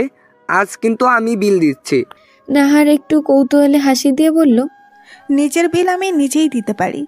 কথাটা বলেই সে একটা সাধারণ খাবারের অর্ডার দিল, সাথে জুনায়েদ সাহেবের জন্য। জুনায়েদ সাহেব বেশ কিছুক্ষণ চুপ করেই রইলেন। তারপর বললেন, তুমি নিজেকে অনেক একা করে ফেলেছো। এটা ভালো নয় নাহার। আমি জানি তুমি এখনো সবকিছু থেকে পালাতে চাইছো। নাহারের মুখে এক মুহূর্তের জন্য ছায়া নেমে এলো। পালানোর তো কারণ আছে, মৃদু স্বরে বলল সে। কারণ যাই হোক, তুমি এখানে একা লড়ছো। তোমার একা থাকা উচিত নয় নাহার। আর আমিও সেই দিনের পর থেকে ঠিক বুঝতে পারছি না কিভাবে তোমার সাথে কথা বলবো। কিন্তু একবার তুমি আমার দিকে ভরসা রাখো। নাহার তার দিকে তাকালো, চোখের মধ্যে বিশ্বাসের আভাস। আপনি ঠিক কি বলতে চাইছেন আঙ্কেল? জুনায়েদ সাহেব একটু হেসে বললেন, আমার ছেলেকে বিয়ে করে আমাকে উদ্ধার করো। নাহার কিছু বলল না। জুনায়েদ সাহেবের রসিকতায় এই সময় তার সামান্য হলেও ভালো লেগেছে। ভাব জমে গেছে নিজেদের মধ্যে, কিন্তু সম্পর্ক এখনো সাপে নেউলে। আজ কি বাবা ছেলে প্ল্যান করে নাহারের সাথে দেখা করেছে? আজিতকে দেখে সেই প্রশ্ন মাথায় এলো নাহারের। সকালে জুনায়েদ সাহেবের সাথে দেখা হলো, এখন বিকেলে আজিত। ঠোঁটের কোণে সামান্য হাসি ফুটে উঠল নাহারের, কিন্তু মুখ জোরে বিরক্ততা দেখানোর চেষ্টা। নাহারের ঠিক সামনে গাড়িতে আজিত। নাহারকে উঠতে বলল। নাহার দ্বিমত করলো না। গাড়িতে উঠে বসার পর নাহার কিছুক্ষণ চুপ করে রইল। আজিতের দিকে একবারও তাকায়নি, তবে তার ভেতরটায় কেমন যেন অস্থির কাজ করছিল। নাহারের হঠাৎ মনে হলো সে এক ভিন্ন পৃথিবীতে চলে এসেছে। গাড়ির ভিতরটা নীরবতায় মোড়ানো। আজিত আজ অস্বাভাবিক রকমের চুপচাপ। নাহার এক সময় নিজেই নীরবতা ভাঙল। এভাবে কোথায় নিয়ে যাচ্ছেন আমাকে? আজিত হালকা একটা দীর্ঘশ্বাস ফেলল। তোমার পালানোর জায়গা নেই নাহার। তুমি আবারও সবকিছু ছেড়ে দূরে যেতে চাইছো। আর কত পড়াবে? নাহার চুপ করে রইল। আজিতর গলার স্বরে অসহায়ত্ব, যা নাহারকে কিছুটা অসহায় বোধ করাচ্ছিল। গাড়ির গতি একটু বাড়ল। নিঝুম রাস্তা। আজিত নাহারের দিকে না তাকিয়েই বলল, তুমি যদি আজ আমাকে সবকিছু বলতে না চাও, আমি বাধ্য করব না। আমি অপেক্ষা করব। নাহার অবাক হলো। আজিতের এই শান্ত ধীর স্বভাবটা আজ নতুন করে ধরা পড়ল তার কাছে। সে জানতো না আজিত এভাবে তার চিন্তার গভীরে পৌঁছে গেছে। নাহার চুপ করে রইল। আজিতের কথাগুলো তার মনের ভিতরে ধাক্কা দিচ্ছিল, কিন্তু সে বাইরে থেকে কিছু বুঝতে দিল না। গাড়ি ধীরে ধীরে শহরের সীমান্তের দিকে এগিয়ে যাচ্ছিল। নাহার জানালার বাইরে তাকিয়ে দেখতে লাগলো দ্রুত বদলে যাওয়া দৃশ্যগুলো। রাস্তার লাইট, দোকানপাট সব পেছনে ফেলে চলে যাচ্ছে, যেন তার নিজের জীবন থেকেও অনেক কিছু পিছিয়ে যাচ্ছে। আজিত কিছুক্ষণ চুপ থেকে বলল, আমি জানি তোমার অনেক প্রশ্ন আছে, কিন্তু কখনো কি ভেবেছো এই পালানোটা আসলে কি তোমার জন্য ভালো? একা থাকলে শুধু কষ্টগুলোই বাড়বে। নাহার এবার মুখ ফিরিয়ে আজিতের দিকে তাকালো, একটু রুক্ষভাবেই বলল, আমি আপনাকে বিশ্বাস করি না মিস্টার মাহমুদ। আজিত স্থির দৃষ্টিতে নাহারের দিকে তাকিয়ে থাকলো, তার কণ্ঠ একেবারে নরম। একটা ভুলের শাস্তি আর কত দিবে? নাহার কিছুক্ষণ চুপ থেকে গম্ভীর একটা শ্বাস নিল। আমি আর কাউকে বিশ্বাস করতে চাই না মিস্টার মাহমুদ। নিজের ছায়াকেও বিশ্বাস করতে ভয় করে। গাড়ি হালকা ঝাঁকুনি, নাহার নিজেকে সামলে নিয়ে আবার জানালার বাইরে তাকালো। আজিত শান্ত কণ্ঠে বলল, তুমি কি আমাকে বুঝতে পারছো না, নাকি বোঝার চেষ্টা করছো না? নাহার কোনো প্রতিক্রিয়া দেখালো না। ভেতরে সমস্ত অনুভূতি মুছে গেছে, কিন্তু তার চোয়াল শক্ত ছিল, চোখে মুখে অবিশ্বাস আর অবজ্ঞার ছাপ। অজিত একটু বিরক্ত হলেও নিজেকে সংযত রেখে বলল, একটা সুযোগ কি দেওয়া যায় না? নাহার ধীরে ধীরে বলল, আবার বিশ্বাস ভাঙার জন্য? আজিত গাড়ি চালানো মন দিল। নাহারের কথাগুলো ভেতরে ক্ষতবিক্ষত করছে তাকে। আমাকে কোথায় নিয়ে যাচ্ছেন? নাহার হঠাৎ জিজ্ঞেস করলো। একটা নির্জন জায়গায়, যেখানে একটু শান্তির দেখা মিলবে। গাড়ি এবার শহরের বাইরে একটা নিরিবিলি রাস্তা ধরে এগিয়ে চলছে। চারপাশে ধীরে ধীরে সবুজের রাজ্য, দূর থেকে পাহাড়ের রেখা দেখা যাচ্ছিল। নাহার চুপচাপ জানালার বাইরে তাকিয়ে থাকলো, তার ভেতরে অস্বস্তি বোধ হচ্ছে। কিছুক্ষণ পর আজিত গাড়ি থেকে নামলো একটা ছোট লেকের পাশে। জায়গাটা খুবই নির্জন, শান্ত। পাখির ডাক আর হালকা বাতাসের শব্দ ছাড়া আর কিছুই শোনা যাচ্ছিল না। নাহার ধীরে ধীরে গাড়ি থেকে নেমে চারপাশে তাকালো। এক পাশে পানি, আর এক পাশে ঘন গাছের সারি। শহরের কোলাহল থেকে অনেক দূরে এভাবে নিজেকে পেয়ে তার মনে কেমন যেন শান্তি এলো। আজিত গাড়ির দরজা বন্ধ করে নাহারের পাশে এসে দাঁড়ালো। নাহার কিছুক্ষণ স্থির বসে চারপাশের পরিবেশে নীরবতা অনুভব করলো। হালকা বাতাসে গাছের পাতাগুলো মৃদু শব্দ করছে, আর লেকের পানি শান্তভাবে চিকচিক করছে। তার মনে হচ্ছে সমস্ত ক্লান্তি এক নিমিষে হাওয়ায় মিলিয়ে যাচ্ছে। কিছু বলার আগে আজিত ধীর পায়ে একটু দূরে এসে দাঁড়ালো, তার চেহারায় প্রশান্তির ছাপ। এখানে কেন আনলেন আমাকে? তোমার মনে আছে এই লেকের কথা? নাহার বলল না কিছু। এখন তারা শহরের বাইরে। চোখ বন্ধ করলো আজিত। ভার্সিটি পড়ো একটা মেয়ে ব্যাগ ঘাড়ে, হাতে একগুচ্ছ গোলাপ নিয়ে দাঁড়িয়ে আছে, মুখে স্নিগ্ধতা, সদ্য ফোটা কোনো ফুল। মেয়েটি ভার্সিটির শেষ দিন ছিল। এখানে ঠিক এই সময় তাকে নিজের মনের কথা জানিয়েছিল মেয়েটি, কিন্তু শূন্য হাতে ফিরতে হয়েছে। সে রিজেক্ট করেছিল মেয়েটিকে, আর সেই মেয়ের পেছনে পাগলের মতো ঘুরছে। কি অদ্ভুত! মেয়েটি জানতেই পারেনি রিজেক্ট করার কারণ। মনে একাকার সমান অভিমান নিয়ে তাকেও ফিরিয়ে দিচ্ছে প্রতি পদে পদে একইভাবে।